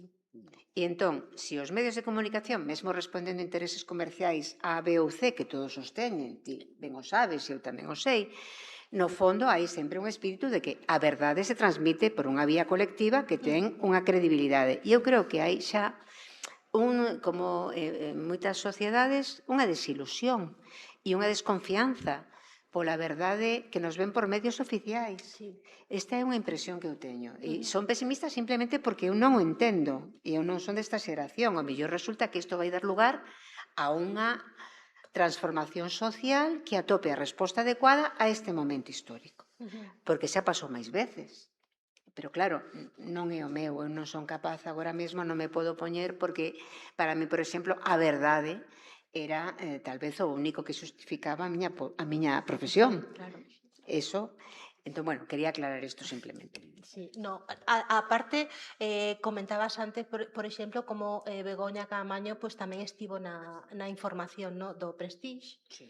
que foi un momento aparte que o sistema mediático oficial galego foi moi cuestionado, no que, por exemplo, naquel momento aínda criamos nas posibilidades de que Internet podería coller un tipo de información alternativa das cales oficiais donde poder contar outro tipo de visións que non se desde voces que non se permitía ter presenza nos medios máis tradicionais, pero a desilusión foi enorme tamén con estes medios. Pero eu somente quero que pensemos un pouco na situación que está vivindo o mundo neste momento e como funciona a información. Por iso que... Entón, é un momento realmente no que é difícil facer pronósticos e incluso análise de como chegamos hasta aquí, porque está todo mudando a tal velocidade, justamente neste tema, que é o da comunicación de masas, que creo que temos que ter, incluso eu diría, que humildade de recoñecer que non temos nin idea do que vai pasar e, en todo caso, estar atentas a ver se podemos botar unha man en algo. Pero vai todo moi apresa e a xente nova está, pois, como que non toda a xente nova, pero hai unha parte da mocidade e xa desde moi novos que están como pensando, se eles non se ocuparon, voume ocupar eu. Tamén, claro, parte de razón tamén teñen, non? Ale, que se lles gracias. estragamos, digo que se lles estragamos Sí, hai o unha contexto, desilusión. é moi difícil tamén xerar algún tipo de pensamento crítico, pero digo que naquel momento pensábase que o mellor podía ser esta alternativa aos medios máis convencionais, pero 20 anos despois vimos que non, que non O son. sistema Sí. en conxunto está en crise e a comunicación é unha das pedras angulares do sistema democrático. Se está en crise o sistema, está en Sí, crise tamén. evidentemente. É complexo. Eu, non sei, cando eu estudaba nos anos 90 estábamos matando o xornal en papel. Xa estábamos falando do diario post-televisivo. Dicíamos que estábamos vivindo os estertores. Siguen existindo os diarios en papel? Por que existen? Sería outra cuestión. Pero claro que sí que son mundos moi complicados e mundos supercomplicados non para facer información cultural tamén, que ao final semella que sempre é o máis prescindible. E porque a cultura é todo. Claro, as relacións, claro. É que eso vou, se me permitides, que cultura é todo. Quero dicir, eu tamén quería facer agora mesmo unha pequena intervención por experiencia propia, salientando que todo este patrimonio que temos de xente nova tamén hai que saber dirixila. E iso é importantísimo. Todo é cultura, efectivamente. Un grupo, disculpade que fale de eu, do meu caso, de min, é dicir, traballo cun grupo específico de alumnado con certas necesidades de adaptacións curriculares, pero dá a casualidade que estes últimos meses foron quen de ser galardoados nun premio de importancia para o ámbito do estudantado en galego, dun premio Otero Pedrallo por unha investigación que fixeron eles e que a min me pareceu extraordinaria e que, ademais, dalles moita autoestima e é cultura tamén e saben quen é Don Ramón e fomos a Trasalba a recoller o premio e, bueno, non se lles vai esquecer na vida, pero aínda máis, este grupo de 10 rapaces e rapazas puideron nestes últimos meses facer un traballo de memoria histórica en Vigo e descubriron 14 lugares de memoria histórica en Vigo non recoñecidos nin dignificados a través dun traballo de campo que fomos por Vigo fotografando e analizando e vendo que hai aínda un escudo franquista no edificio de aduanas, que non hai no marco unha placa que recorde que ali foi un lugar onde se torturou, etc. Entón, todo este alumnado, bueno, sairá ao mundo agora, pero sabe quen foi Otero, sabe o concepto de memoria histórica, sabe que foron recoñecidos, bueno, pois no ámbito do ensino, no centro, no que traballamos, no que estudan, pois como persoas que lograron cousas relevantes e teñen entre 14, 15 e 16 anos. Entón, iso tamén dame certa esperanza, no sentido de que se a rapazada es quen de animala, de alentala, de darlles recursos, eu creo que responden positivamente. Un pouco esa esperanza tamén que hai que intentar, o meu ver. Tamén desde o que facemos, me imagino, Nos os medios de os medios comunicación, igual, claro. é imprescindible tamén, como mellor, un tipo de público no que moitas veces non existe, non? Ou do que se renuncia completamente. Se digo, renuncia porque directamente, os medios públicos galegos teñen renunciado ao público adolescente desde hai bastante tempo. É que, claro, estás falando con persoa da xeración xabarín, que iso pesa moito na educación dunha persoa, non? Ter cultura en galego na túa lingua na televisión, non? Accesible.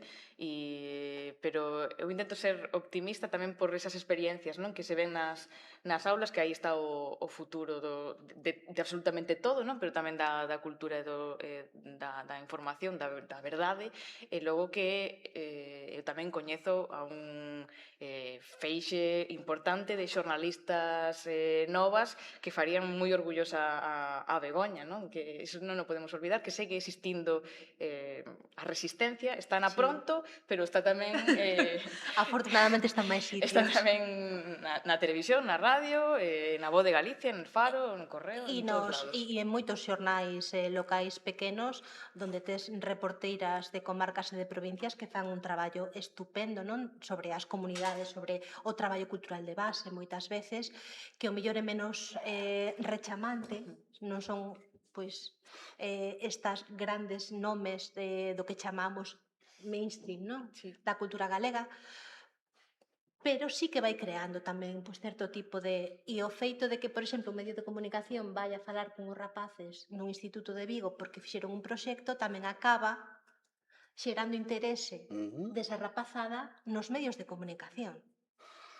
E incluso por parte de autoridades locais, municipais, a partir deste traballo de carácter escolar da memoria histórica, están tomando cartas no asunto. E entón que, claro, para un proxecto así de carácter escolar que teña esta repercusión, grazas a que houve unha xornalista en Vigo, vou dicir o seu nome, Carolina Sertal, que é unha persoa extraordinaria e unha profesional excelente, pois foi quen nos levou a a portada do Faro. Bueno, levou os rapaces, basicamente.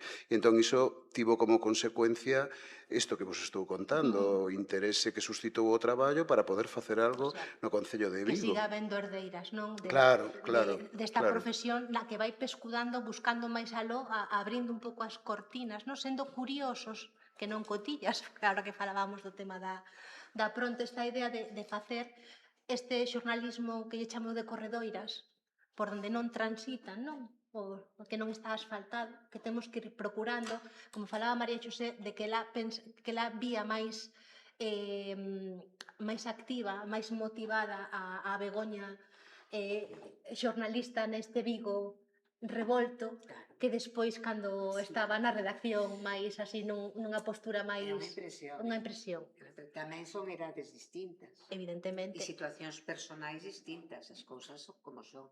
E Vigo era un polvorín, xa está. E que tampouco é igual facer esta Claro. información de rúa que o mellor facer a información de estudo no que Claro. realmente recibes, non? Veñenche o estudo, non saes ti, facer a información é un pouco distinto tamén É moi diferente. a perspectiva. É moi diferente, sí. Digo que tamén teñen que ver as dinámicas dos propios produtos e demais. Bueno, tamén queríamos abrir un pouco as persoas que estades aquí sentadas e que si tedes algunha cuestión, algún comentario e demais.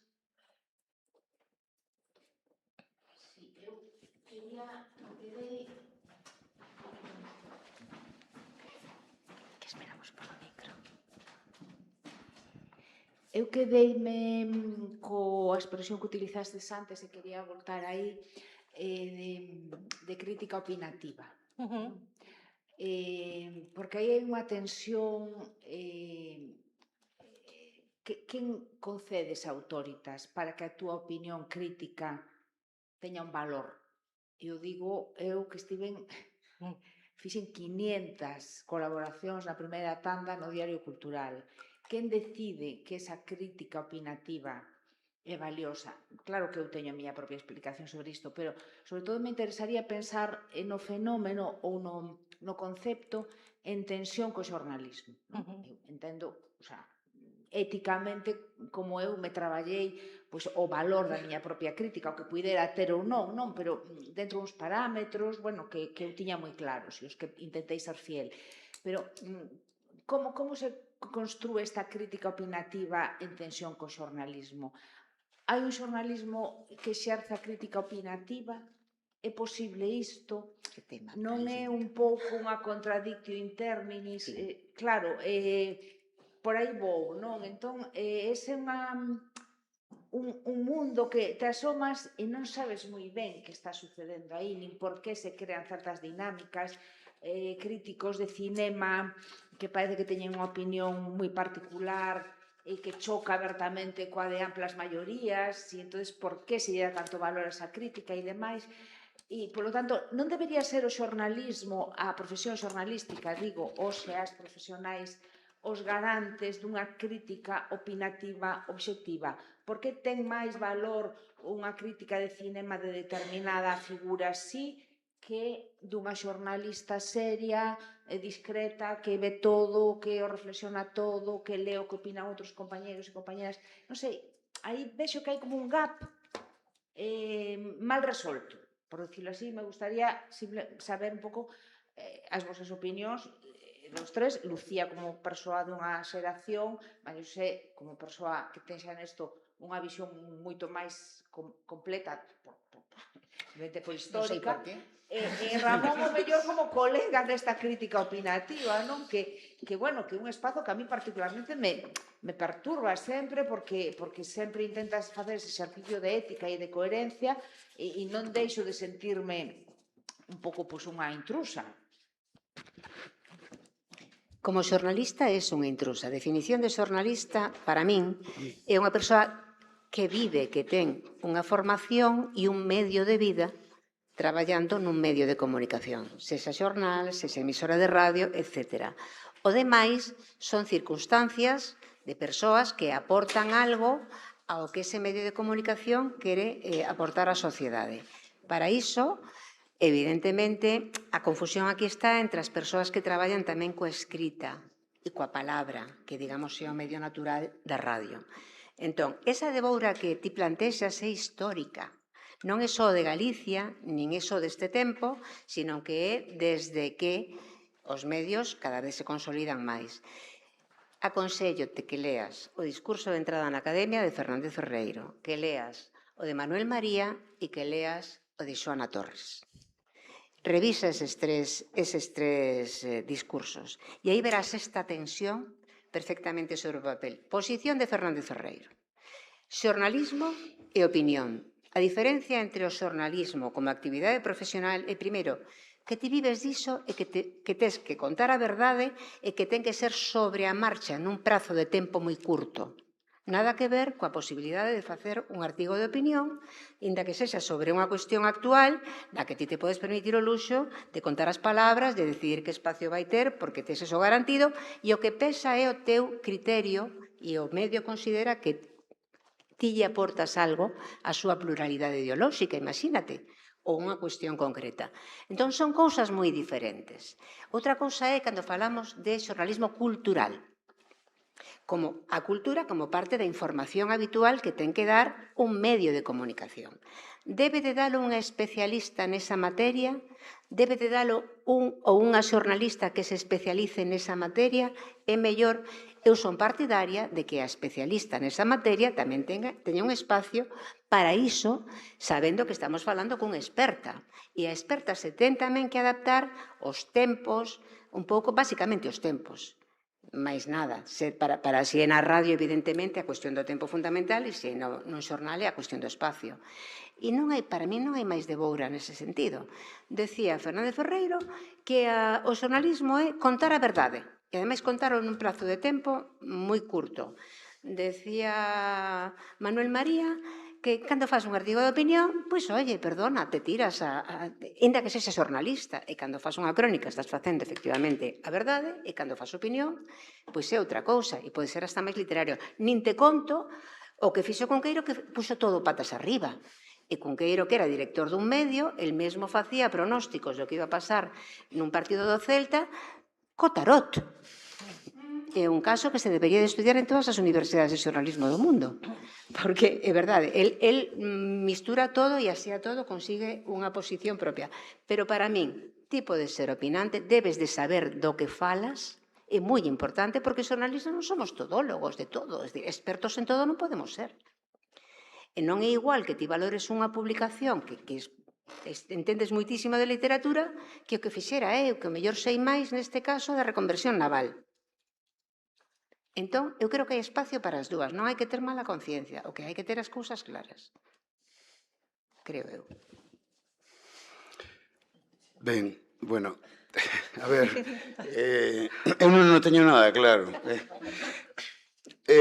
Agora ben, bueno, creo que Loli e máis eu, perdoade tamén que volvamos falar así un pouco de nós, pero non hai críticos literarios en activo cunha trayectoria que levamos 30 tantos anos facendo crítica dunha ou doutra maneira, non? A ver, eu algunhas veces pensei tamén neste tipo de cuestións e de límites, non? Do porqué. Tampouco encontro aínda unha resposta clara. Quero dicir, estou de acordo en que a maior parte, non, de medios públicos ou medios privados recorren a persoas que están fora da redacción para exercer o traballo de crítica literaria.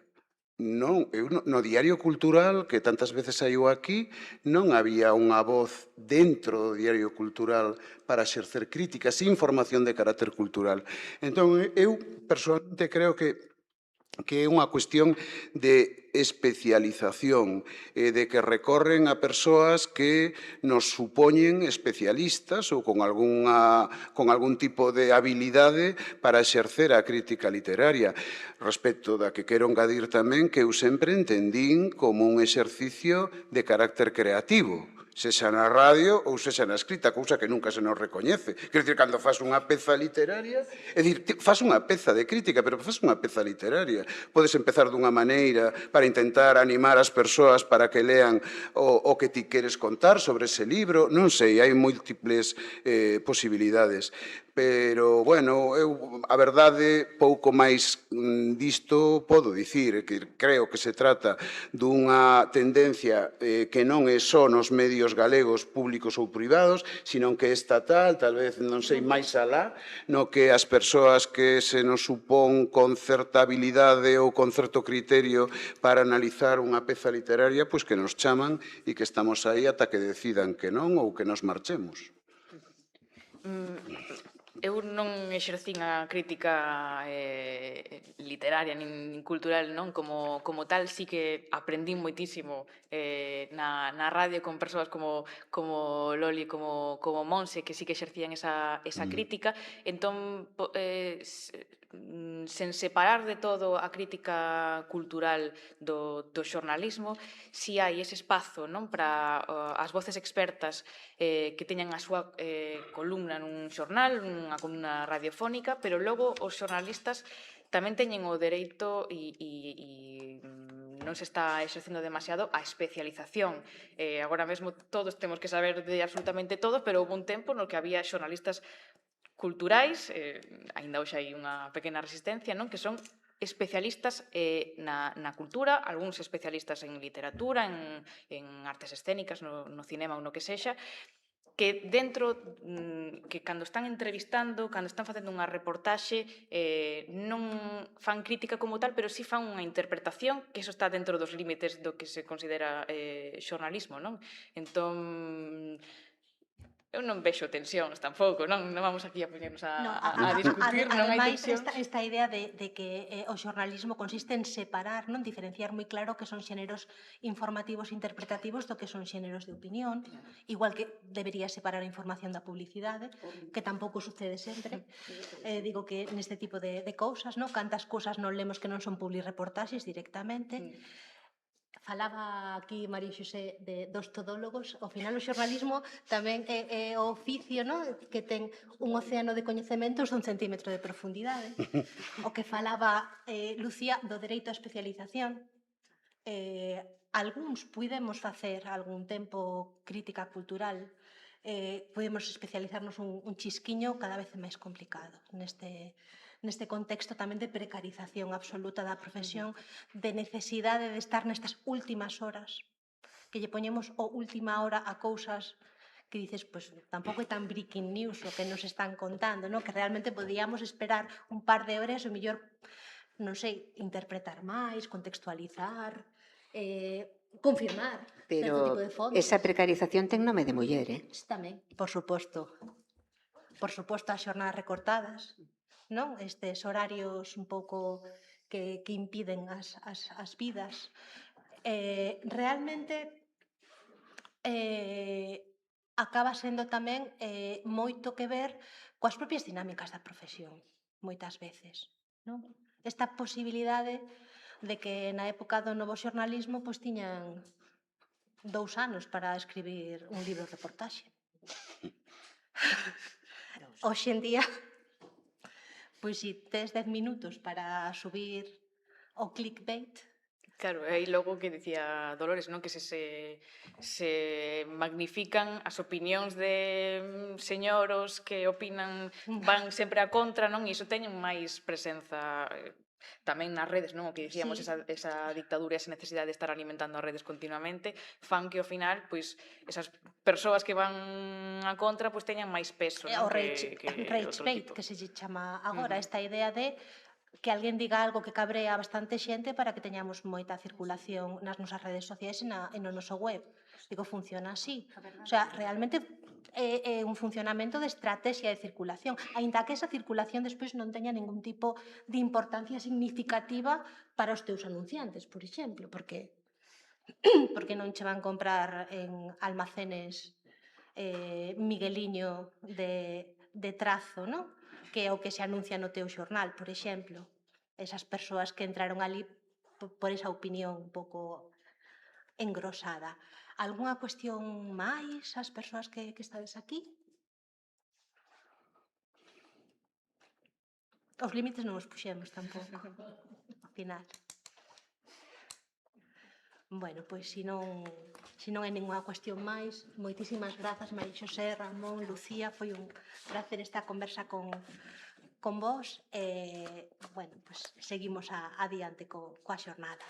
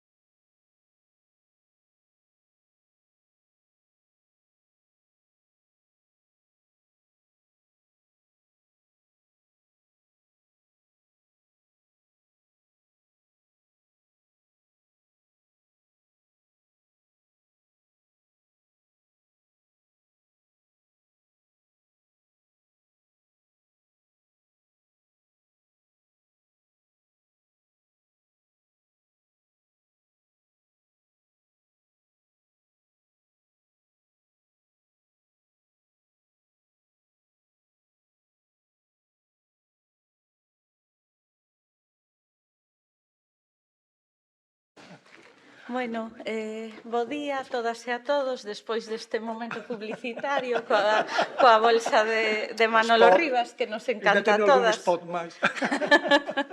No medio meteremos así algunha cuña publicitaria como nos xornais. Venme aquí moi ben acompañada. Non me vou estender demasiado en relatar nin os premios nin a traxectoria dos dous escritores que teño canda min, porque estou certa que se o fago, pois sabíamos pasar boa parte da xornada relatando os diferentes méritos, non? A miña esquerda está Ledicia Costas, Premio Nacional de Literatura Infantil. A súa última obra publicada é o libro Xogo, Bruxas e Dragóns, en colaboración con Luís Mi Pérez. Sen dúbida é unha das escritoras galegas máis lidas, con moita diferenza, voume permitir dicir, dos últimos tempos. Colabora habitualmente en Faro de Vigo, cunha columna semanal e no espazo matinal de Radio Nacional de España, non é un día cualquiera. A miña dereita, Manuel Rivas, Premio Nacional de Narrativa, a súa última publicada é Tras do Ceo, Premio da Crítica de Galicia, e, sen dúbida, é un dos escritores galegos máis lidos dos últimos tempos. Xornalista, as súas reportaxes en El País, estou certa de que gañaron lectoras e lectores para a cultura galega e actualmente codirixe a revista Luces. O encontro que nos trae aquí hoxe, titulámolo, teño que decir que o titulei eu, non sei se con acerto, As lindeiras entre xornalismo e literatura. As lindeiras, os marcos, as leas tamén, porque non?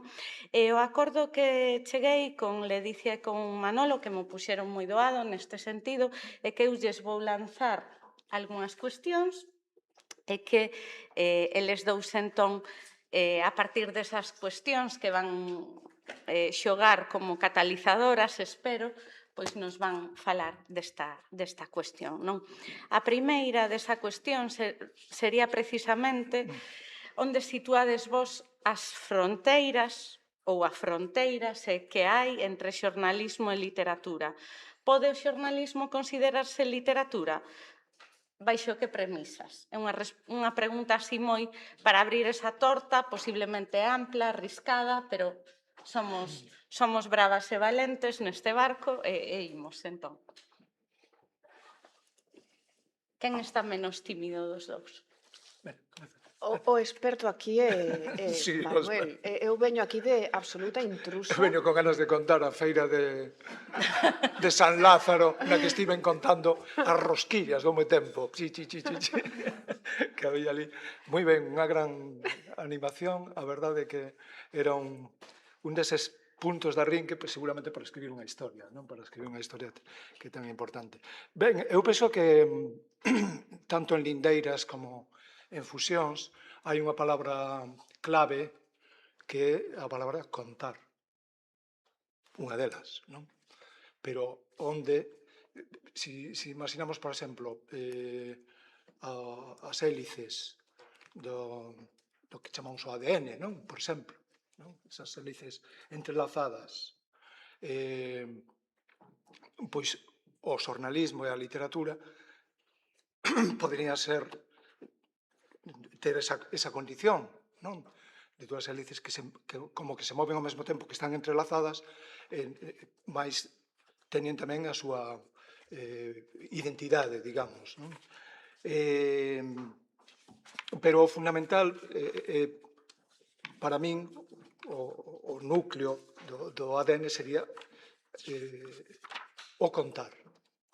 Esa necesidade, poderíamos falar de necesidade humana de contar.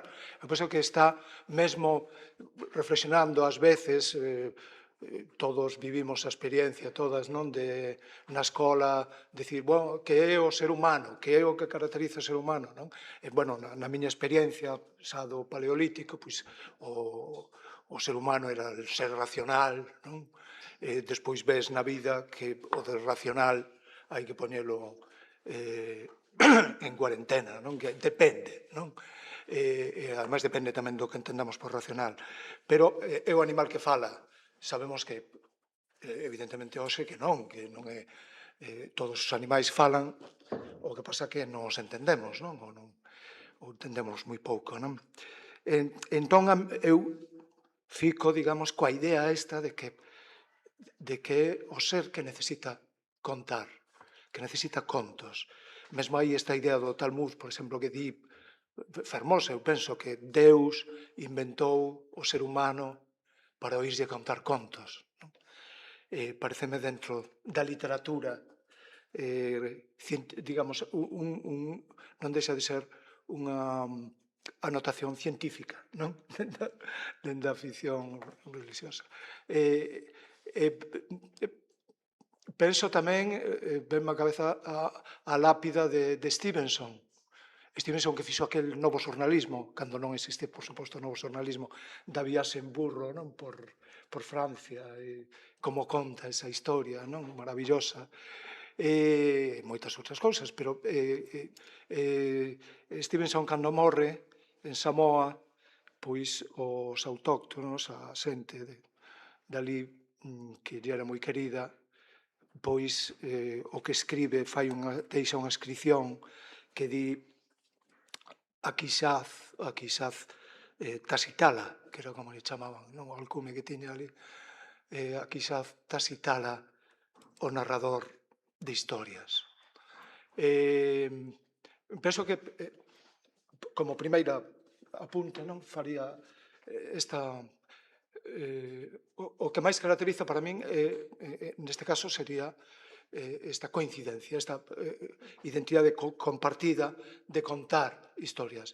É dicir, podemos imaginar, non, cando nace os primeiros contos, son contos que nacen contra o medo, e posiblemente tamén as primeiras contra o medo, contra o frío, non? É unha ferramenta humana, dende logo, de adestramento, mas tamén de unha forma de elevarse sobre unhas condicións seguramente, como tamén hoxe temos condicións moi...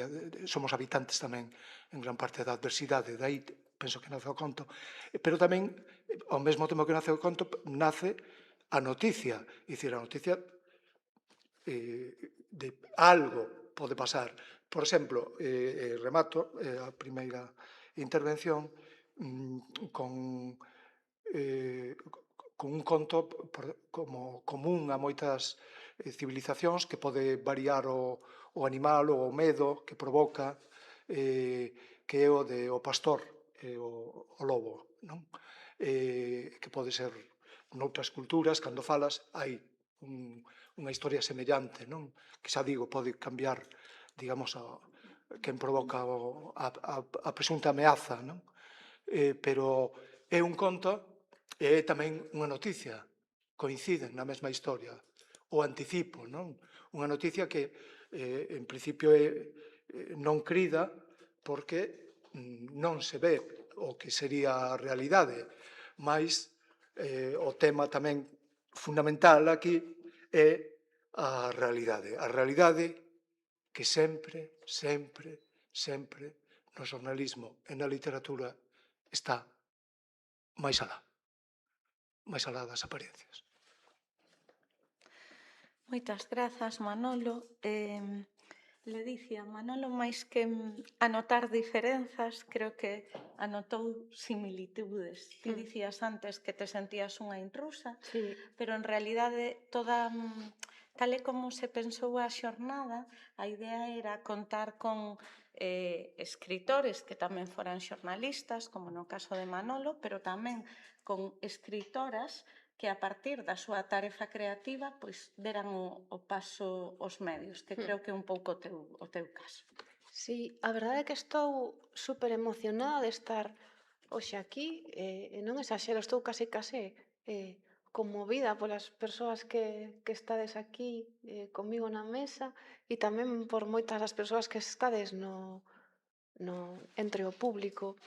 E sen entrar en noutros detalles, eu abrazo a cuestión de contar e é verdade que me sinto unha intrusa desde o momento en que me propuxeron a miña primeira colaboración. Eu empecé a colaborar no Faro de Vigo. Sabedes que en Vigo, cando nos referimos ao xornal, todos os xornais son o Faro. Vou comprar o Faro, aínda que merques, pois, El País. Todos os xornais son o Faro. Vou mercar o Faro.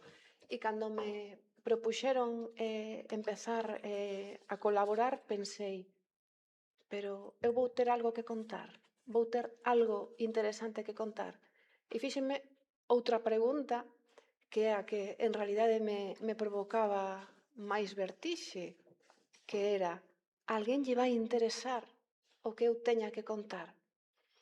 E entón, aí fui un pouco egoísta, porque pensei, apetéceme moitísimo colaborar no Faro de Vigo e apetéceme moitísimo probar esta experiencia, pero ao mesmo tempo sí que sentía ese intrusismo, como que non me correspondía o dereito de escribir para un xornal, porque eu non son en absoluto xornalista, nin pretendo selo, aínda que sempre soñei con esa profesión, e non puiden, por diversas razóns, por iso dicía que non quería entrar antes noutras cuestións, pero non puiden estudar xornalismo e acabei estudando Dereito rama económico empresarial, en fin, que sempre me sentín un pouco intrusa en casi todos os espazos que habitei agás na literatura e abrazando esa idea de Rivas, do feito de contar, pensei, pois o mellor sí que a través desta premisa de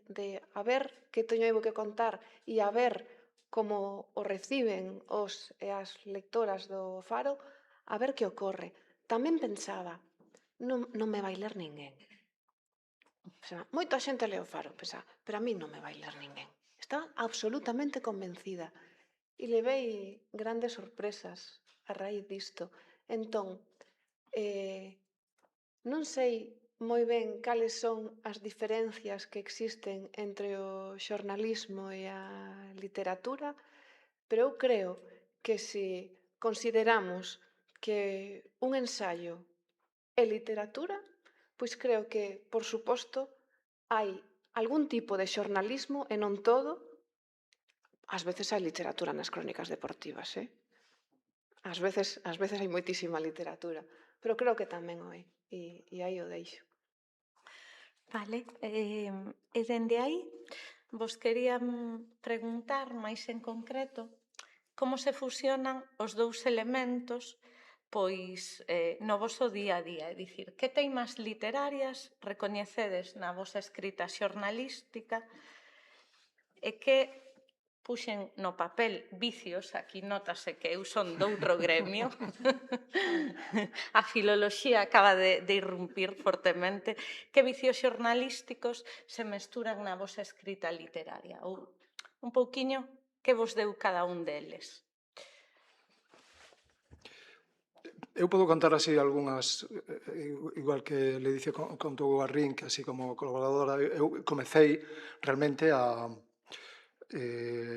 colaborar, a estar nunha redacción moi novo, estaba no instituto de Monelos, facendo sexto e despois COU.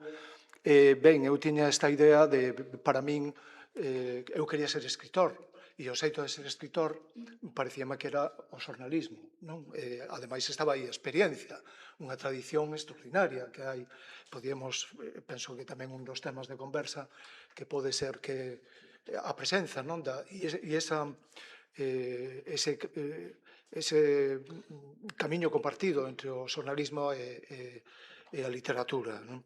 Ben, entón para min era a porta posible para ser escritor.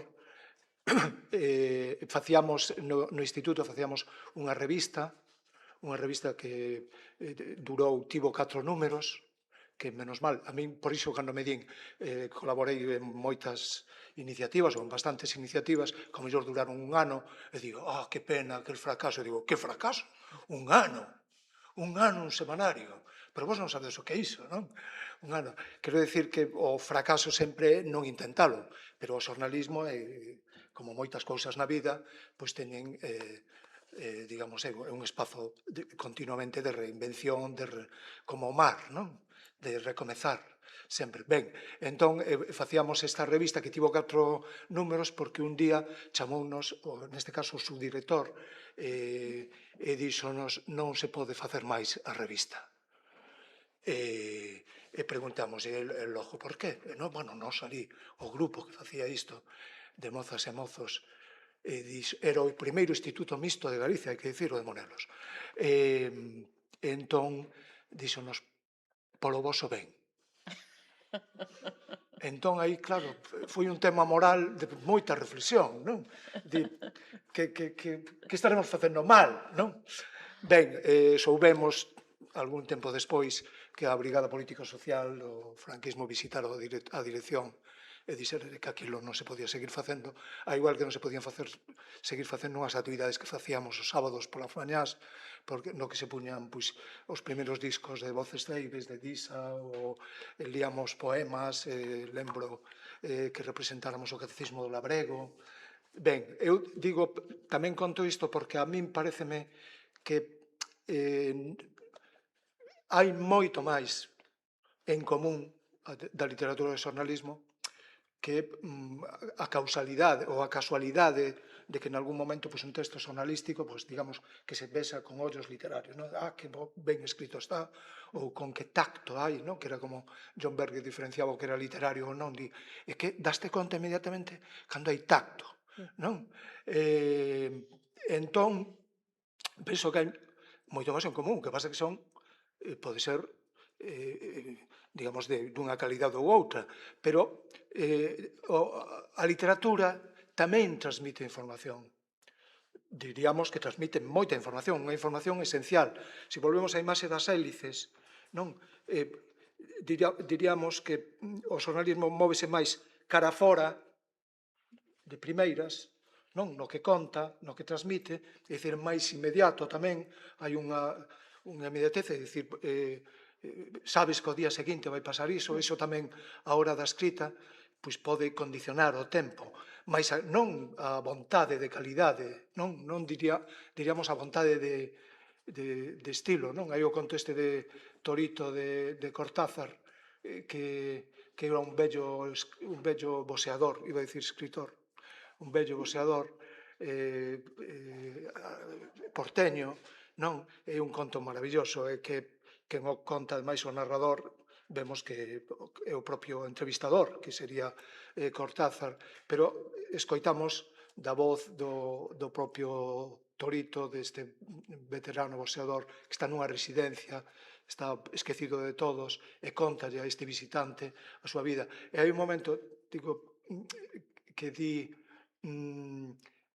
porque tú tuviste combates moi duros, pasáchalo mal, non? E todo eso. Sí, pero mira, ao final as cousas que doen, o que máis me doi, por exemplo, era un crítico ou un cronista que escribiu que eu, Torito, non tiña estilo. E era o que o home máis lle doía da súa experiencia vital, que lle dixeran que non tiña estilo. E digo, este sí que sabía o que era estilo, porque hai escritores, moita xente que di, eso do estilo é unha tontería, non? E falas de estilo, estilo, e tal. Mira como o boxeador sabía o que era o estilo, non? E doíalle moitísimo aquilo que contaba. E dicía, eu que tiña, que a él lle parecía que se tiña, e define, non? O que... Ben, entón, na literatura sempre hai información esencial, non?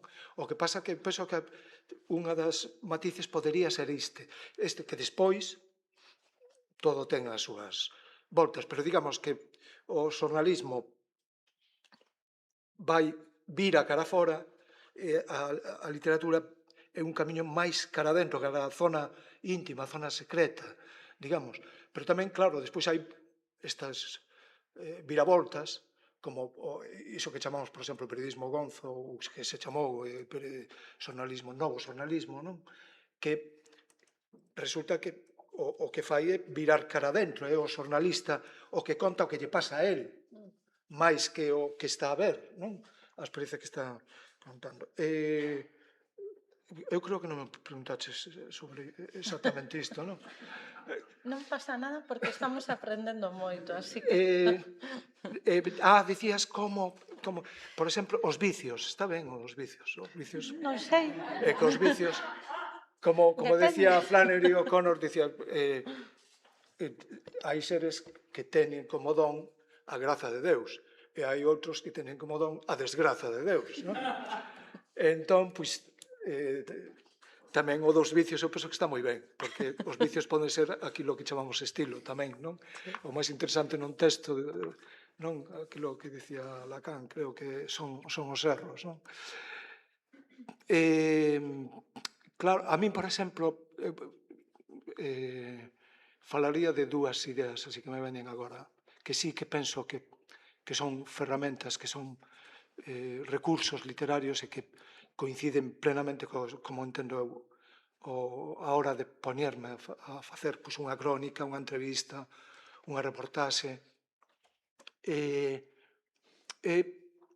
a vontade de precisión, que chamaría a precisión, é dicir, o que chamamos os detalles, a importancia e a non xerarquía, é dicir, frente ás aparencias, non?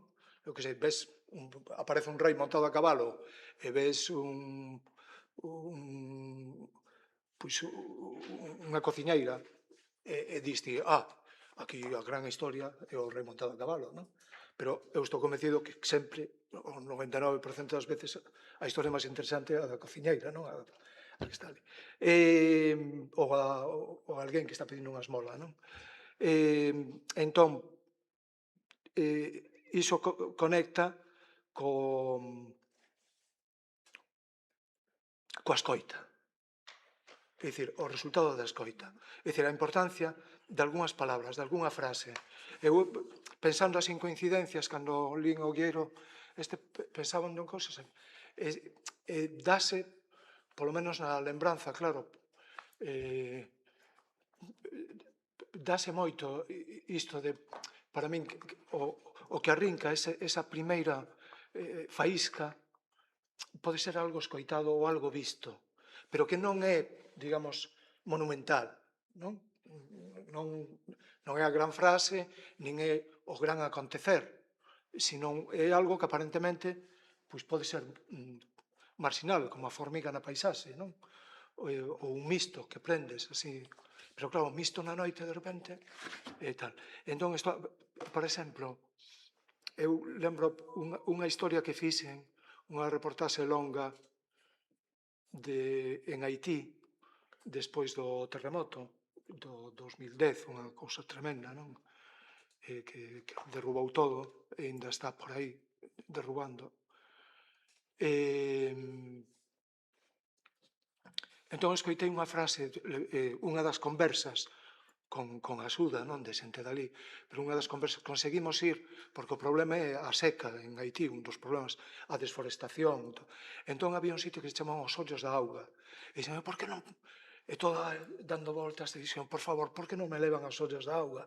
Iso está nas montañas, alá, hai que ir, é tremendo, hai que ir andando un anaco, hai que despois non sei que, despois, finalmente fomos ali, chegamos aos ollos da auga, é un sitio extraordinario, porque pasas iso da deforestación e de repente todo de musgo, non? Era un manto, era un monte de musgo e tal. Pero que pasou ali? Que descubrín ali? Que as mulleres desas aldeas, deses lugares, facían como esferas de musgo que cando as puñan en riba eran como levar eran mundos, non? Iban en fileira, bueno, e contaronme, falando con xente que sabía o creoulo, non?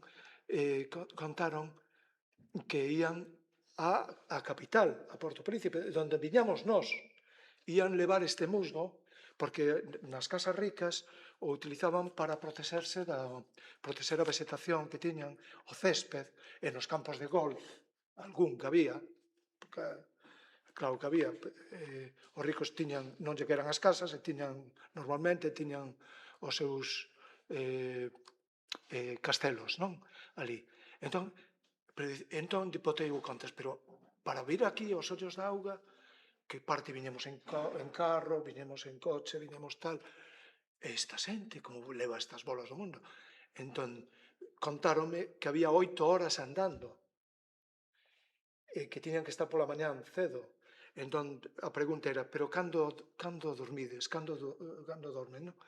E di unha delas, dixo, dormimos mentres camiñamos. E dixen, bueno, aquela historia, para min foi a historia de Haití. Quero dicir, esa... Dormimos mentres camiñamos, son 3 palabras, non? Esas 3 palabras, non? E outra, por exemplo, e remato, estou benme agora a cabeza fiando de un dos moitos naufraxos que pasan no noso mar, eu cubrín algúns, fixen información e reportaxe sobre algúns, e lembro en Malpica un palangreiro que se dera a volta e só se salvara, en principio, só conseguiran rescatar a un tripulante. Entón, fomos, claro, había que ir ao día seguinte, ao terceiro día, polo menos, pero non aparecían máis corpos. Entón preguntamos a este home que ele estaba ali, sempre na beira-mar, e participaba na búsqueda, estaba ali tamén sin dormir, non? E dixemos, pero ao terceiro día, acórdome, estábamos con el, dixemos, pero aínda hai esperanza? E se que nos queda mirando, como dicindo, pero que pregunta, non? E di, claro que hai esperanza. O que pasa que é unha esperanza negativa. Esos son os vicios. Non lo estás poniendo, Manolo, que nos custa case ata falar despois, non? Porque a miña filla chamase Esperanza, entón na miña casa sempre hai unha esperanza positiva. Claro. Por iso... Sí, sí. Pero esa mestura da palabra esperanza e da palabra negativa é durísima, non? Sí, sí. No, claro, é un adxetivo que fai tremar o sustantivo, non? Sí, Que rompe as fronteiras, case, non? Sí. Xa que estamos falando de fronteiras entre xornalismo e literatura. Esa sí que é información, Sí. non? O que contén. Por iso eu penso que é fundamental como ferramenta tanto para a literatura como o xornalismo, aí temos outra coincidencia clarísima, é a escoita. Sí, é que comentaches varias cousas que para min son fundamentais e nas que levo pensando varios días e que pensaba ademais que ian ir cruzando esta conversa e de súpeto acabaron condensadas aí todas neste discurso e un deles é precisamente a cuestión da escoita. Creo que para ser persoas que escribimos, escritoras, xornalistas, que é fundamental escoitar. Pero vivimos nunha sociedade onde cada vez hai menos persoas que escoitan e menos persoas dispostas a escoitar. Entón, as persoas que valoramos a cuestión da escoita, eu considérome, non vou dicir creo que, porque estou absolutamente segura de que son unha persoa que escoita, porque son unha persoa que adoro que me conten cousas, entón adoro escoitar. Que ocorre? Que cando és unha persoa que escoita, ás veces tes poucas oportunidades para falar, porque como todo mundo quere expresarse e hai máis xente que fala que máis xente que escoita, os teus ocos son cada vez máis pequenos. Eu atopo nos artigos de colaboración, de opinión, que escribo, unha oportunidade para falar que ás veces sinto que non teño por esa característica que posúo de ser unha persoa que adora escoitar, adoro que me conten cousas. E eu penso, claro, escribo 600 palabras, non? Que é o que me... arredor de 600 palabras. Entón eu teño sempre unha premisa que, e aquí falando dos vicios, que para min non pode haber artigos sen poesía. Entón, imagino cada peza que escribo, busco un equivalente na literatura e penso nos haikus. Entón, escriba sobre o tema que sexa, calquera que sexa, obrigatoriamente impóñome, e ao final digo impóñome e sáeme de xeito absolutamente natural, que por debaixo sempre haxa espazo para a lírica. E antes falaba Manolo tamén de dúas cuestións que para min son fundamentais. Unha é a cuestión do estilo, que penso tamén moitísimas veces, tanto como autora de ficción, que é o que son, como intrusa na cuestión do xornalismo. Que a min o que me gustaría é que alguén, é como o meu soño, non, de escritora, que alguén que colla unha ou dúas páxinas miñas, xa non digo un parágrafo porque iso sería demasiado pretencioso, pero unhas cantas páxinas, non? Alguén que lera algún libro meu ou algún artigo meu e sin saber que é meu, dixera despois de ler esas páxinas, isto é de Ledicia. E aí é para mí onde habita a coherencia. Iso tamén é algo que teño moi presente cada vez que escribo un artigo de opinión. Penso, que lea isto ten que dicir, aquí está a Ledicia. Isto é honesto co seu traballo, isto é honesto co que ela fai. De feito, alá atrás, cruceime cunha persoa que eu non coñecía e díxome, Ledicia, mira, quero que saibas que leo os teus artigos e que non entendo o que escribes. É super caótico, porque cada un é absolutamente diferente ao outro. Gústame moito lerte, pero non sei por que faz cada vez un artigo diferente e penso, pois igual que na literatura, porque cada vez cada libro parece fillo dunha nai distinta, digo, bueno, entón é que se existe ese caos e dentro dese caos hai unha coherencia, é que a cousa vai ben. E logo tamén mencionaches unha cousa que me parece que dá para falar moito, que é a cuestión da autoficción. Eu teñolle un pouco de manía a autoficción na literatura. Quero dicir, voume explicar, porque isto é unha cuestión controvertida. Creo que se pode escribir, cada unha pode escribir o que lle dé a gana e o que considere eso faltaba, non? Unha novela de autoficción, dúas. Pero xa cando ven un señor, vou dicir un señor, pode ser unha señora, e me escribe 3 novelas de autoficción, digo, esta persoa é sospeitosa de non saber fabular. A min xérame esa sospeita, non? E ocórreme isto tamén cos artigos de corte xornalístico, porque considero que, igual, hai xornalistas aquí que me poden tirar das orellas. Non sei se isto... Vivimos nesa tensión as que non somos xornalistas nesta Pero xornada. creo que cando alguén escribe artigos de opinión e só fala sobre o que lle acontece no seu día a día, pa min xa é sospeitosa, primeiro, de ser preguiceira esa persoa, porque digo, claro, digo, o fácil é falar sobre ti, o difícil é estar o día e facer ese traballo de documentación, e como para min cada peza de 600 palabras, sen querer aquí poñerme estupenda, pero logo conseguirei non, pero intento que sexa unha peza de certa orfebrería, de certa ornamentación, non? Entón, se eu falo o que me pasou antonte e me poño no centro, creo que xa estou sendo deshonesta e que non estou facendo o traballo que hai que facer. Entón, eu son moi crítica coa cuestión da autoficción, tanto na literatura, pero tamén esa certa tendencia actual, onde leo moitísimos artigos onde a miña nai, o meu pai, o que me pasou, a miña perda, home, de cando en vez está ben, pero todos os días, cada vez que escribes un artigo que me estés falando de ti, home, non, fálame de Irán, ou fálame... Hai tanto sobre o que contar, e logo hai unha cousa, e con isto xa remato, que me gusta moito de ter a oportunidade de colaborar nos medios, é que me obrigan a estar o día, e me obrigan a ser unha persoa documentada.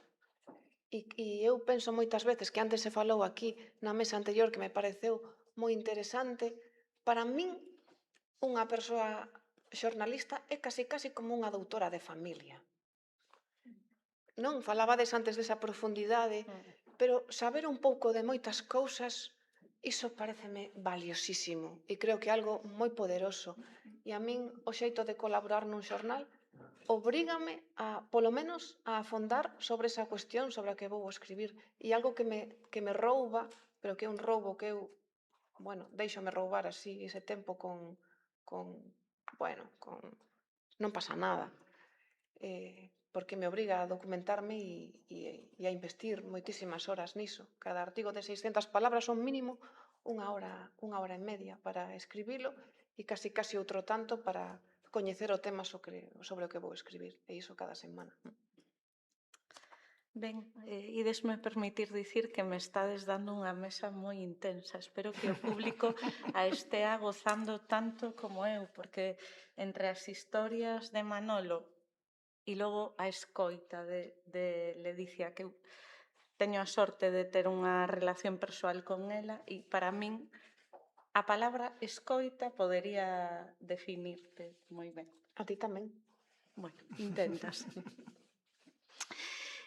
Quería vos preguntar unha cousa que quizáis está relacionada cunha experiencia que recoñezo como moi miña na adolescencia, cando antes falábamos de que os adolescentes pois xa non len prensa escrita, eu pensaba en min na adolescencia, que esperaba os sábados e os domingos para que miña nai chegase a casa logo de vir da peluquería, xa vedes que todo super doméstico, con El País semanal. E eu en El País semanal o primeiro que facía era buscar se había reportaxe dun xornalista que se chamaba Manolo Rivas e o que eu logo coñecín como escritor de ficción, aínda que el xa o era, pero aquel adolescente desada non lle chegara. Entón, vos quería preguntar en que medida pois considerades que o voso traballo nos medios tamén vos dá unha vía o mellor privilexiada, o mellor non, para gañar lectorado, non? Porque, bueno, sodes persoas de dúas xeracións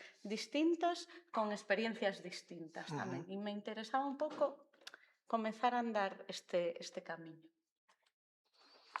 Sí, eu tive experiencias moi diferentes. Bueno, comecei contando vos isto desta revista que facíamos no instituto. Eu traballei, chamabanlle meritorio, como meritorio, aprendiz no xornal, que era o xornal Ideal Gallego. Tiven a sorte, sempre hai un anso, ou neste caso unha ansa que te axuda, porque eu fun ali para pedir traballo, levei uns poemas que tiña.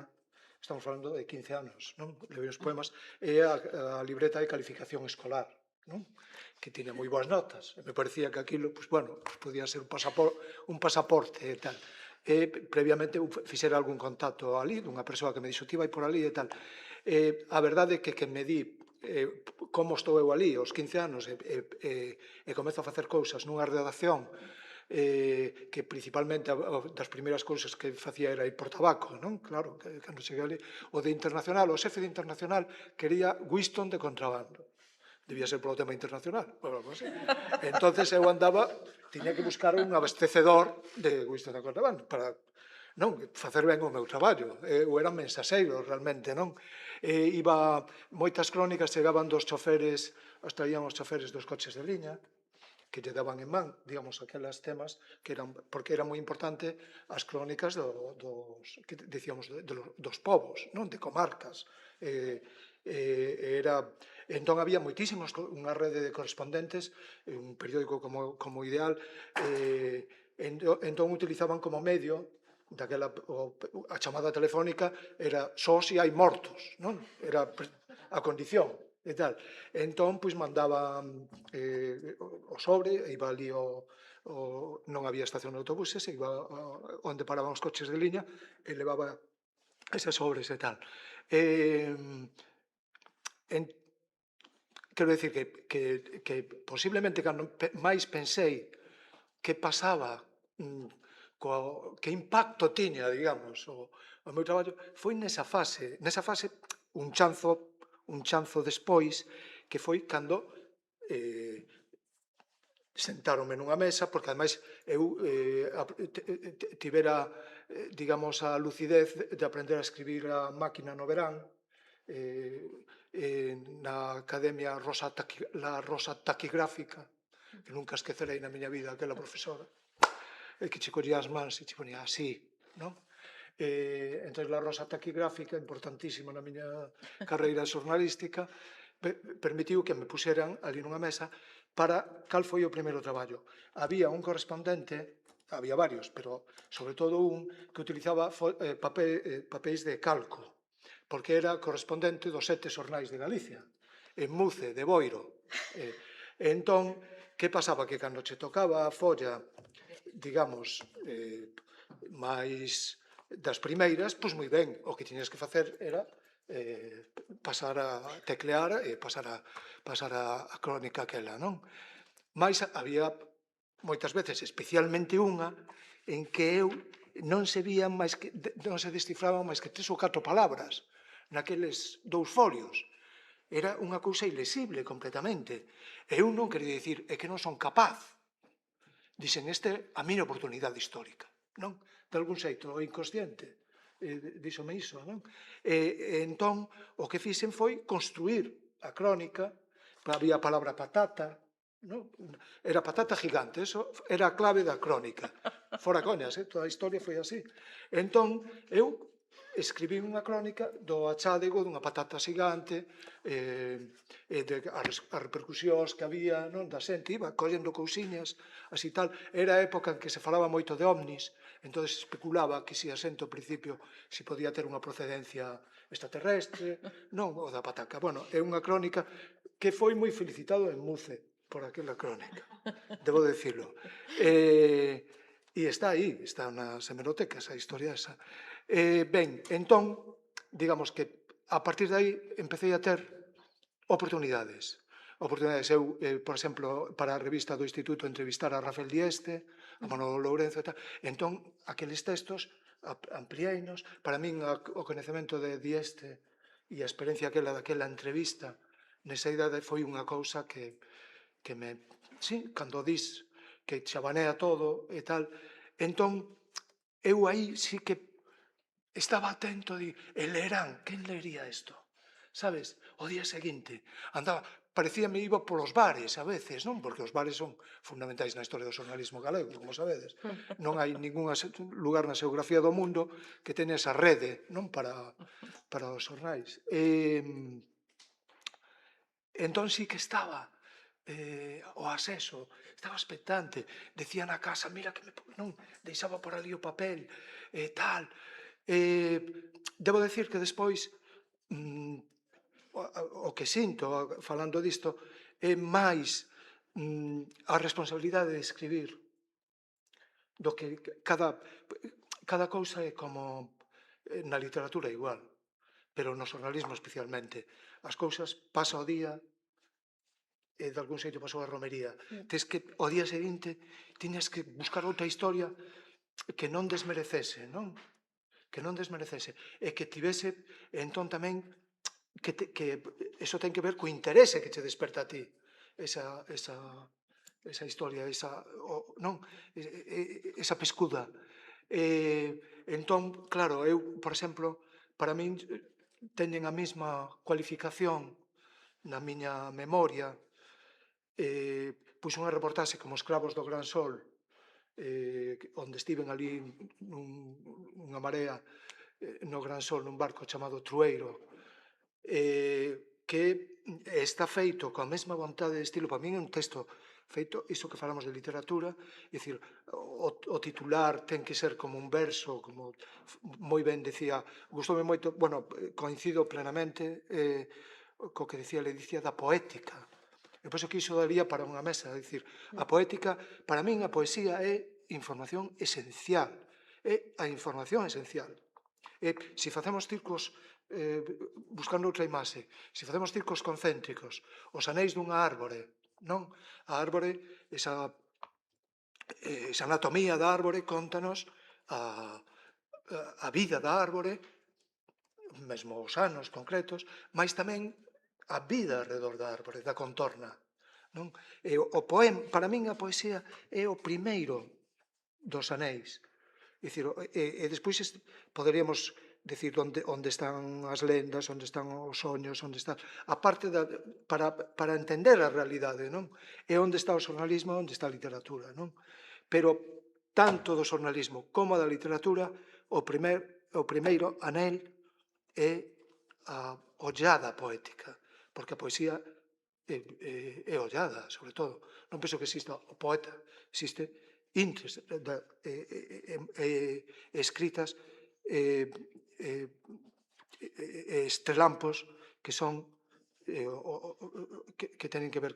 E se nun texto informativo, sexa o que sexa, non hai ese corazón central que non comercia cas palabras, digamos, pois é difícil que haxa calquera outra cousa, non? Ben, remato con outra experiencia, porque eu penso que as experiencias tamén son de algún xeito metáforas, non? E cando xa finalmente fun á Facultade de Ciencias da Información en Madrid, que era que había, e puiden ir justamente por ter ese traballo. Eu escribía cada día unha crónica dende Madrid que se chamaba a sección Estación del Norte, que era onde chegaba o tren, non? Al día de Príncipe Pío.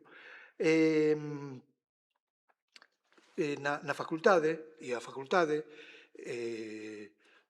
polas manhãs, depois saía correndo para facer o traballo que fora. O primeiro traballo, encargáronos un primeiro traballo, lembro, era profesor, naquel momento un coñecido xornalista, agora non lembro, virame despois o nome, que traballaba para Cambio 16. Entonces era unha persoa nese momento con moito prestixio e tal. Era un periodismo que se decía moi americana, moi de iso, contar todo en poucas palabras, sin, como dicía, sin florituras, sin adornos, sin ornamentos, non? A saber o que ele entendía por florituras, porque eu fixen aquel traballo, entón el nos iba deixando en riba da mesa, non? Do pupitre, tirou así un pouco dende a altura o traballo que lle fixera eu, e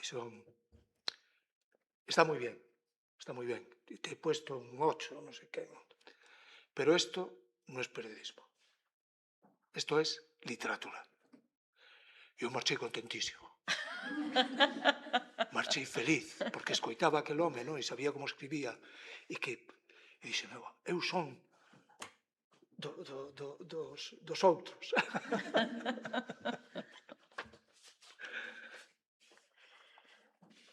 Eu, escoitando a Manolo, acórdome... Bueno, isto non pensaba contalo e acabo de lembrar unha cousa que para min foi fundamental.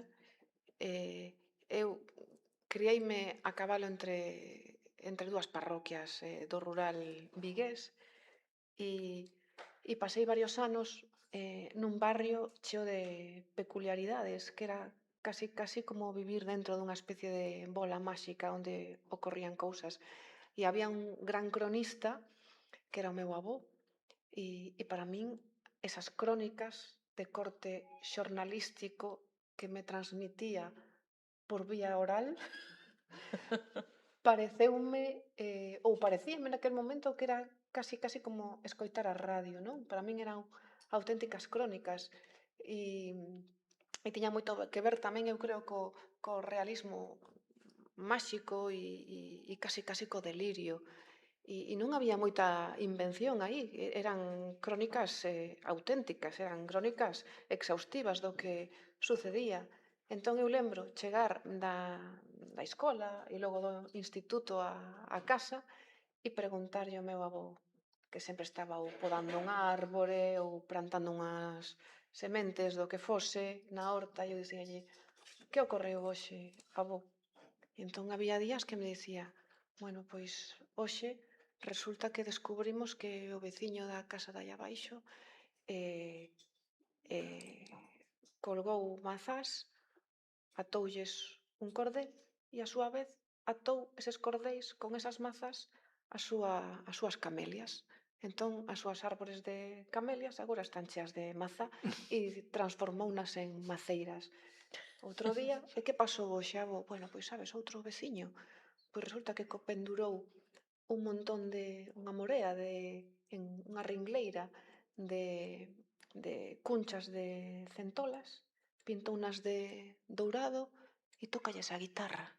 E eu, que dis? Imos ver como lle toca a guitarra.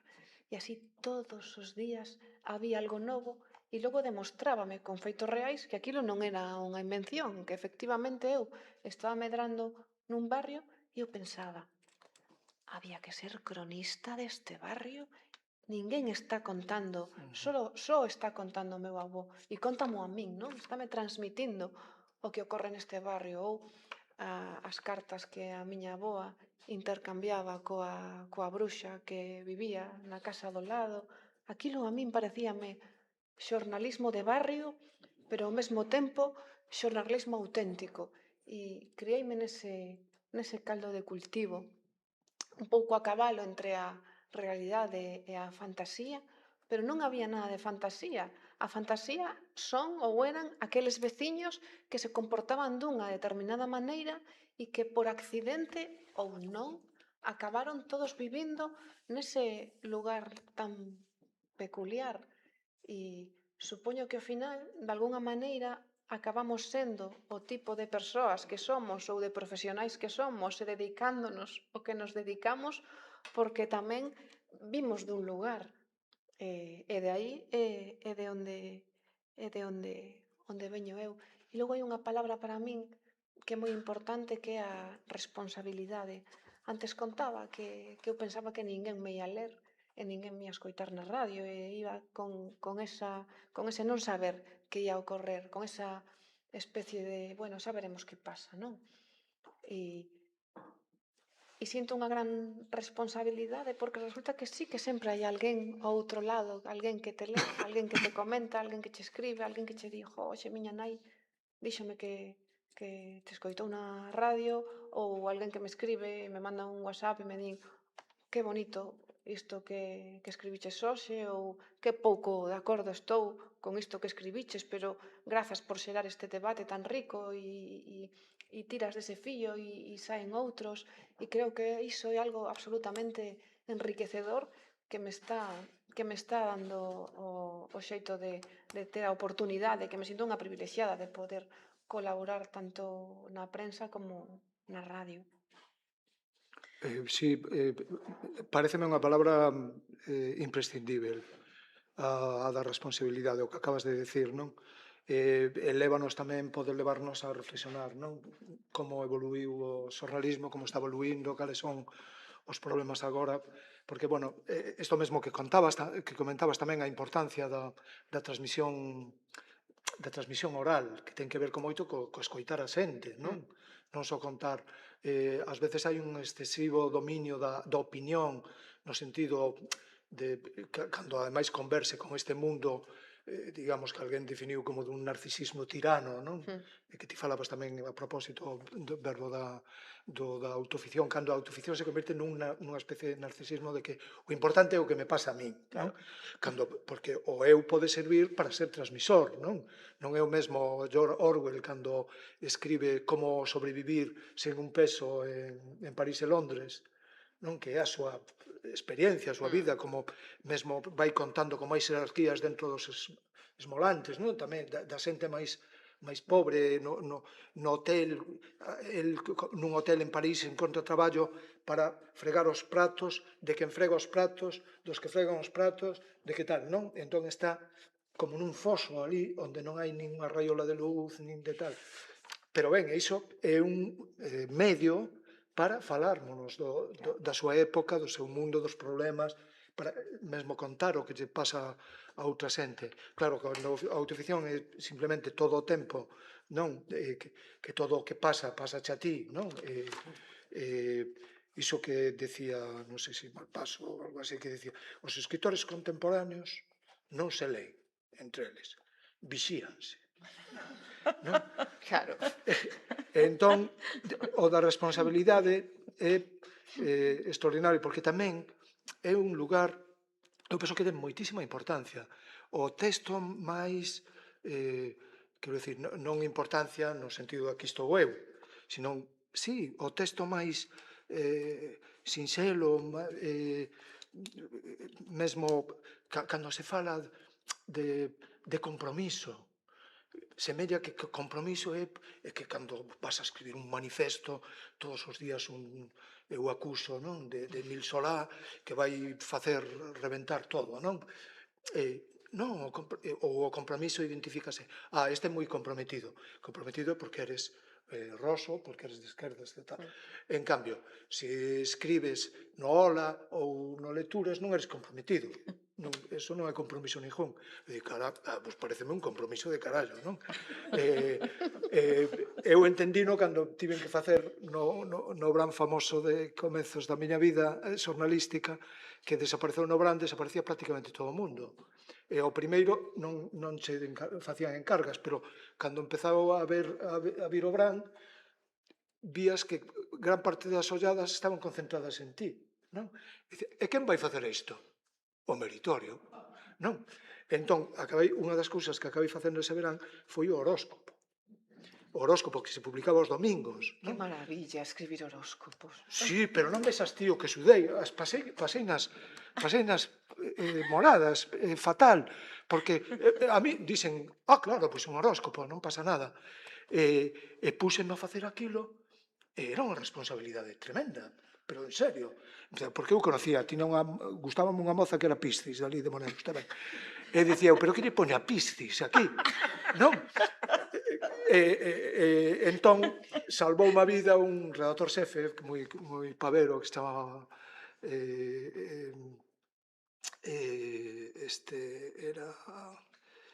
estaba Caciño, que se chamaba Pita, Alfonso Plaza, e díxome, pero mira, hombre, non era galego, coges el horóscopo del año pasado e lo vas cambiando. A Piscis le pones esto, a Escorpio le pones lo otro, e de tal.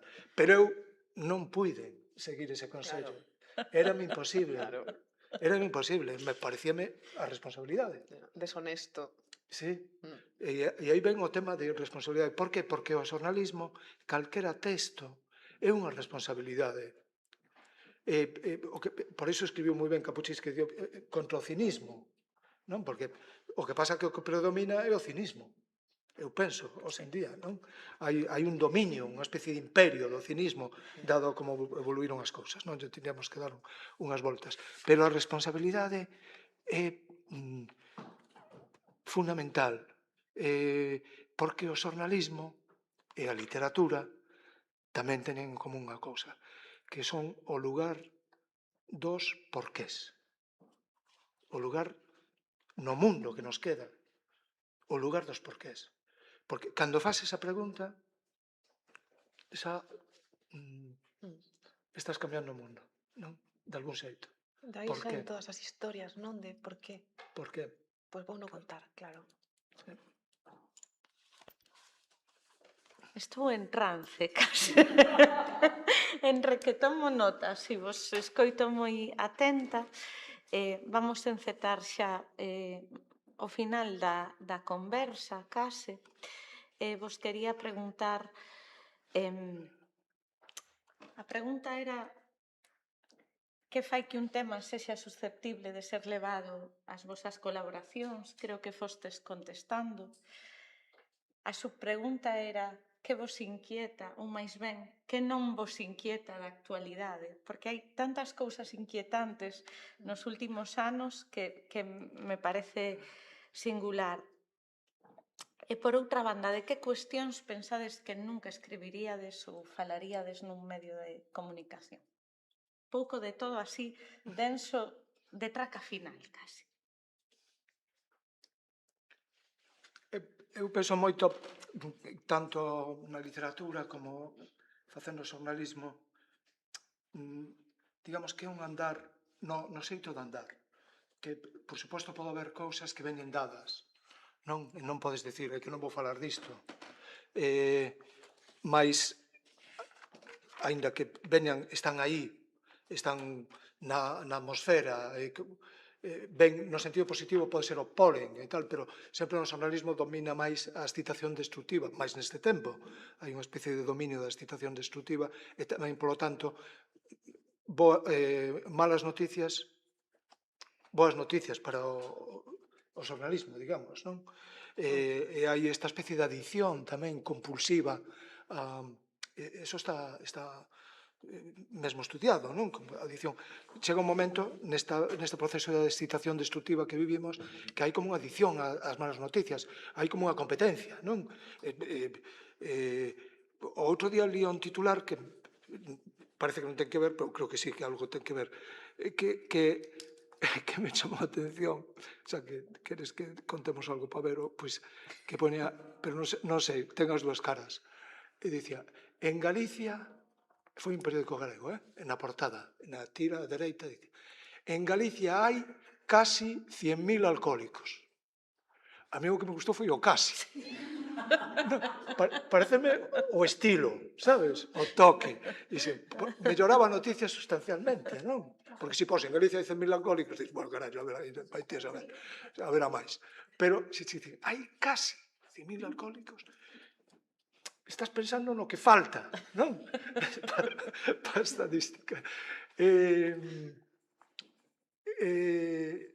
Entón, penso que iso, que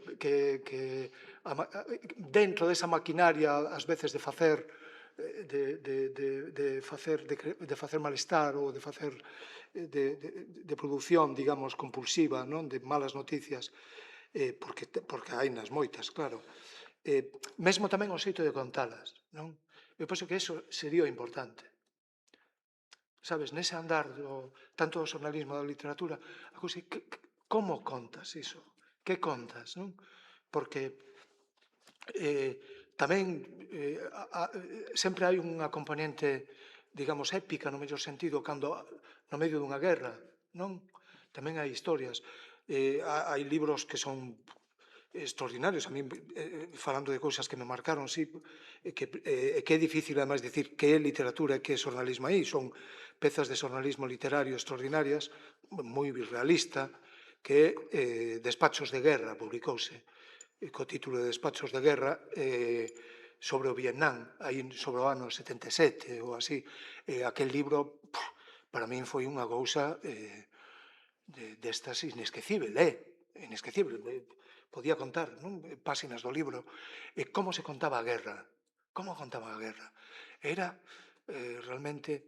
E ves tamén, non é mesmo publicar un texto ou unha foto, un texto que outro, unha foto que outra e tal. Falando agora de Vietnam, dese libro de Michael Herr, chamábase, xa faleceu, que era entón un xoven xornalista, lembrarle desa foto, a chamada foto do Napalm, da nena do Napalm, que era esas bombas incendiarias terribles e tal, que foron as que destruíron Guernica, por certo. Ensaiáronse en Guernica, o que despois foi o principal munición en máquina de matar en Vietnam, non? Entón, hai unha foto que é dunha meniña que vai, a roupa estálle a arder, e hai outros meniños e meniñas que van detrás, non, un grupo. Ela tiña 9 anos daquela, non?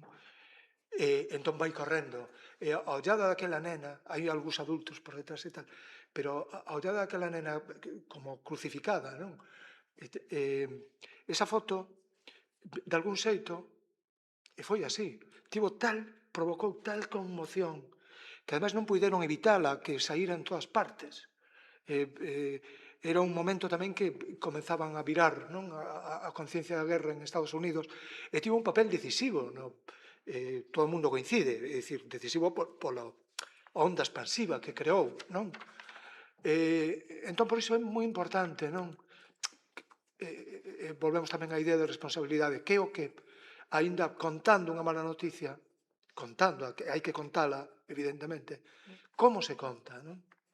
Tamén é fundamental. E despois, claro, como chegar, para min é unha cuestión sí que é importante, máis nestes tempos, non? Que hai unha crise existencial do xornalismo, non é só unha crise tecnolóxica, económica, tal, ou provocada pola tecnoloxía e tal, senón que é unha crise do propio, non?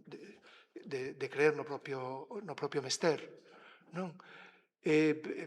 lembro xa que estou aquí, porque aquí estaba a sede da Centro Emisor de Televisión Española en Galicia, antes de que existira a televisión galega, etc. Entón, eu, dentro das experiencias que tiven tiven a sorte de que no 83, creo que era, 83, dende logo antes do 84, no 83, no verán, estaba Cribeiro de director, Xosé Cribeiro, que foi que dimitiría despois cando transmitiron no 84 o retorno dos restos de Castelao, non? Entón, no verán, pois, marchaba, digamos, a xente que traballaba durante todo o ano, os veteranos e veteranas, non? E comentoume este Cribeiro si porque eu fixera algo do mundo audiovisual e tal. Bueno, si podía vir a traballar un mes aquí, no. E coincidín tamén nas mesmas condicións e circunstancias con Pucheiro, con Alfonso Eiré, non? E outro rapaz, que agora, Enrique, pero non me acordo do apelido. Entón, xuntámonos, marchaba todo o mundo prácticamente, quedaron cámara, quedaron o mínimo imprescindible para facer un informativo de media hora ao mediodía, non? Xuntámonos, ademais Cribeiro dixo, facede o que queirades, o tipo, non? A ver se facedes algo bo, tal. E xuntámonos e dixemos, ois, e por que non facemos como na BBC? Que o primeiro do telexornal, ou a primeira noticia, tal, pois daquela estaba un pouco, chegábanos, non, esa onda de, preguntábase a xente, aparecían, saías con micro á rúa, digamos, eso de sair á rúa, non, e preguntar, o tema do día, elixíase o tema do día, e aparecían, pero hai que teñen que ser opinións plurais, temos que facelo que quede ben. Entón, estaba moi na rúa, moi no ambiente, o tema da introducción á lei en marcha, da primeira lei de introducción do embarazo, a chamada lei do aborto. E dixemos, pois, por que non tratamos ese tema? Ai, mi madriña, decía algún, tal, bueno, pois veña, hai que facelo. Pero mira, entonces acordamos entrevistar a unha feminista, que era da HM, non? Bueno, había naquel tempo así máis representativa. Dicíamos, a alguén da Igrexa, claro, porque era cando estaban manifestándose e todo eso non temos problema, non? Dicíamos. Cada un coñecía un coengo, o precedo, o outro, tal. Pois falamos con este. E despois ten que ser alguén do povo. Entón, aí saímos. Isto saía sobre a 1:30, creo eu, ou 2:30, agora non estou seguro, 2:30, non sei. Entón, cando tomamos este acordo revolucionario, pois esas serían as 12 ou así, non? Entón, saímos co cámara, daquela ibas co micro, e o cámara éramos como un dinosaurio, non? Porque tiñas o cable conectado á cámara, entón ibas co micro, íbamos, aquel cordón umbilical unía o cámara co xornalista, non? Íbamos por aí pola rúa e tal. Entón, entrevistamos a unha voceira da HM, moi ben, puxo e tal, despois a un coengo, contundente, e tal, e dixemos, ora, alguén do povo, falta alguén do povo. E o cámara era de Santiago, non me acordo como se chama.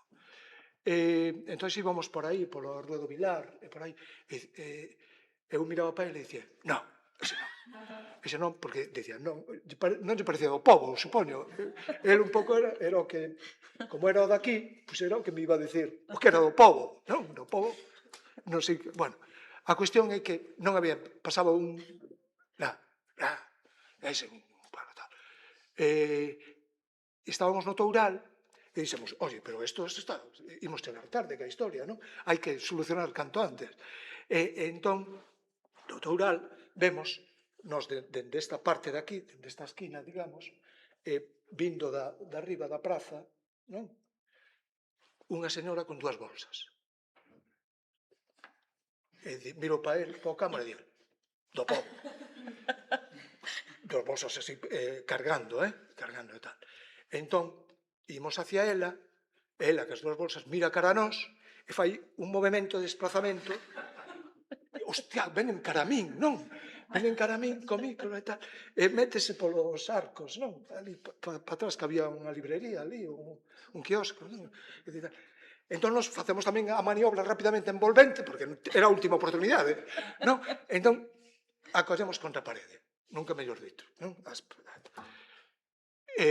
Lembro os ollos, non, daquela señora, mirando así para min, eu co micro, e ela cas bolsas sin querer soltalas, así tal, e digo, señora, que opina vostede da lei do aborto, ou da lei do... Entón, ela se me queda mirando cos ollos aínda máis abertos e dime, eu non son daqui, neno, que viñen comprar os zapatos. Tal cual, esa foi a voz popular. E pusémola así, foi a primeira que saiu. Porque dixemos, pero é un testemunho caralludo. É dicir, estaba, de algún xeito, era... Para min tiña moito significado aquilo. Eu non son de aquí. Non son deste mundo. Non son deste puto mundo, e de vosso rollo, e de tal. E me vedes aquí a meterme nun problema que non busquei, e tal, non? Pareceme tan auténtico, non? É unha contestación tan intelixente, de realidade intelixente, non? Deume moitísimo que pensar o concepto pobo neste contexto. Despois igual seguimos, non? Cal era a pregunta? A pregunta era que vos inquieta da actualidade, ou máis ben que non vos inquietaba, porque está complicado que non nos inquiete, non? E logo se había algunha cuestión, algún tema que non levaríades ás vosas colaboracións no medio. Isto está sendo grabado? Sí. É transmitido. Entón non o podo contar. Eu vou ser moi breve, polas horas. Neste contexto social en que vivimos, defendo o dereito a non ter opinión, porque parece que estamos obrigadas permanentemente a opinar sobre todo, e iso en moitas ocasións arrástranos a un concepto que a mí me dá moita rabia e me parece moi mediocre, que é o da superficialidade, como nos sentimos obrigadas, ou moitas persoas se senten obrigadas a ter que estar opinando arredor absolutamente sobre todo o que ocorre. Hai moitísimas opinións que son como de superficie, atrévome a dicir que de baixo nivel, e non me gustaría caer niso por nada do mundo. Entón, eu ás veces síntome moi libre de abrazar o dereito a non ter opinión, porque creo que non temos a obriga de opinar sobre absolutamente todo. Iso é algo que defendo con contundencia. E logo, con respecto ao tema os temas ou o tema que nunca trataría nos medios, pois cheguei á conclusión de que xamais me coartaron, xamais me censuraron, e moitas veces escribo pois artigos que son moi críticos con según que cousas, pero para min hai un límite que é o de non mancar. Non mancar especialmente as persoas da miña familia ou coas que teño unha relación de afecto. Precisamente por iso teño algunha novela inédita, porque creo que serían textos que mancarían e que non é o momento agora para que saian, porque é algo que eu, como ser humano, pois non sería quen de dixerir, e co tema das colaboracións xornalísticas ocórreme o mesmo. Creo que o límite é cando vas facerlle dano a outra persoa. Creo que aí está a miña liña vermella, a liña de non mancar. Moitas grazas, Ledicia. Quédannos 2 minutiños por se alguén quere facer unha pregunta breve, unha intervención final, sobre todo pois as persoas que estades no público.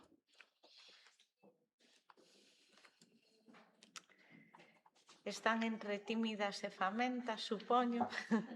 Entón, imos pechar esta mesa con algunha das imaxes, creo que tan poderosas, que nos deixaron tanto Ledicia como Manuel, a literatura e o xornalismo como hélices entrelazadas, a literatura e o xornalismo como lugar dos porqués, a escoita, a responsabilidade como cernas da literatura e do xornalismo, a fuxida da superficialidade e o dereito a non ter opinión como receptores desa información, e esa información como ese corazón central que non comercia coas palabras, unha definición que creo que se debería trasladar ás facultades de xornalismo. Moitas grazas.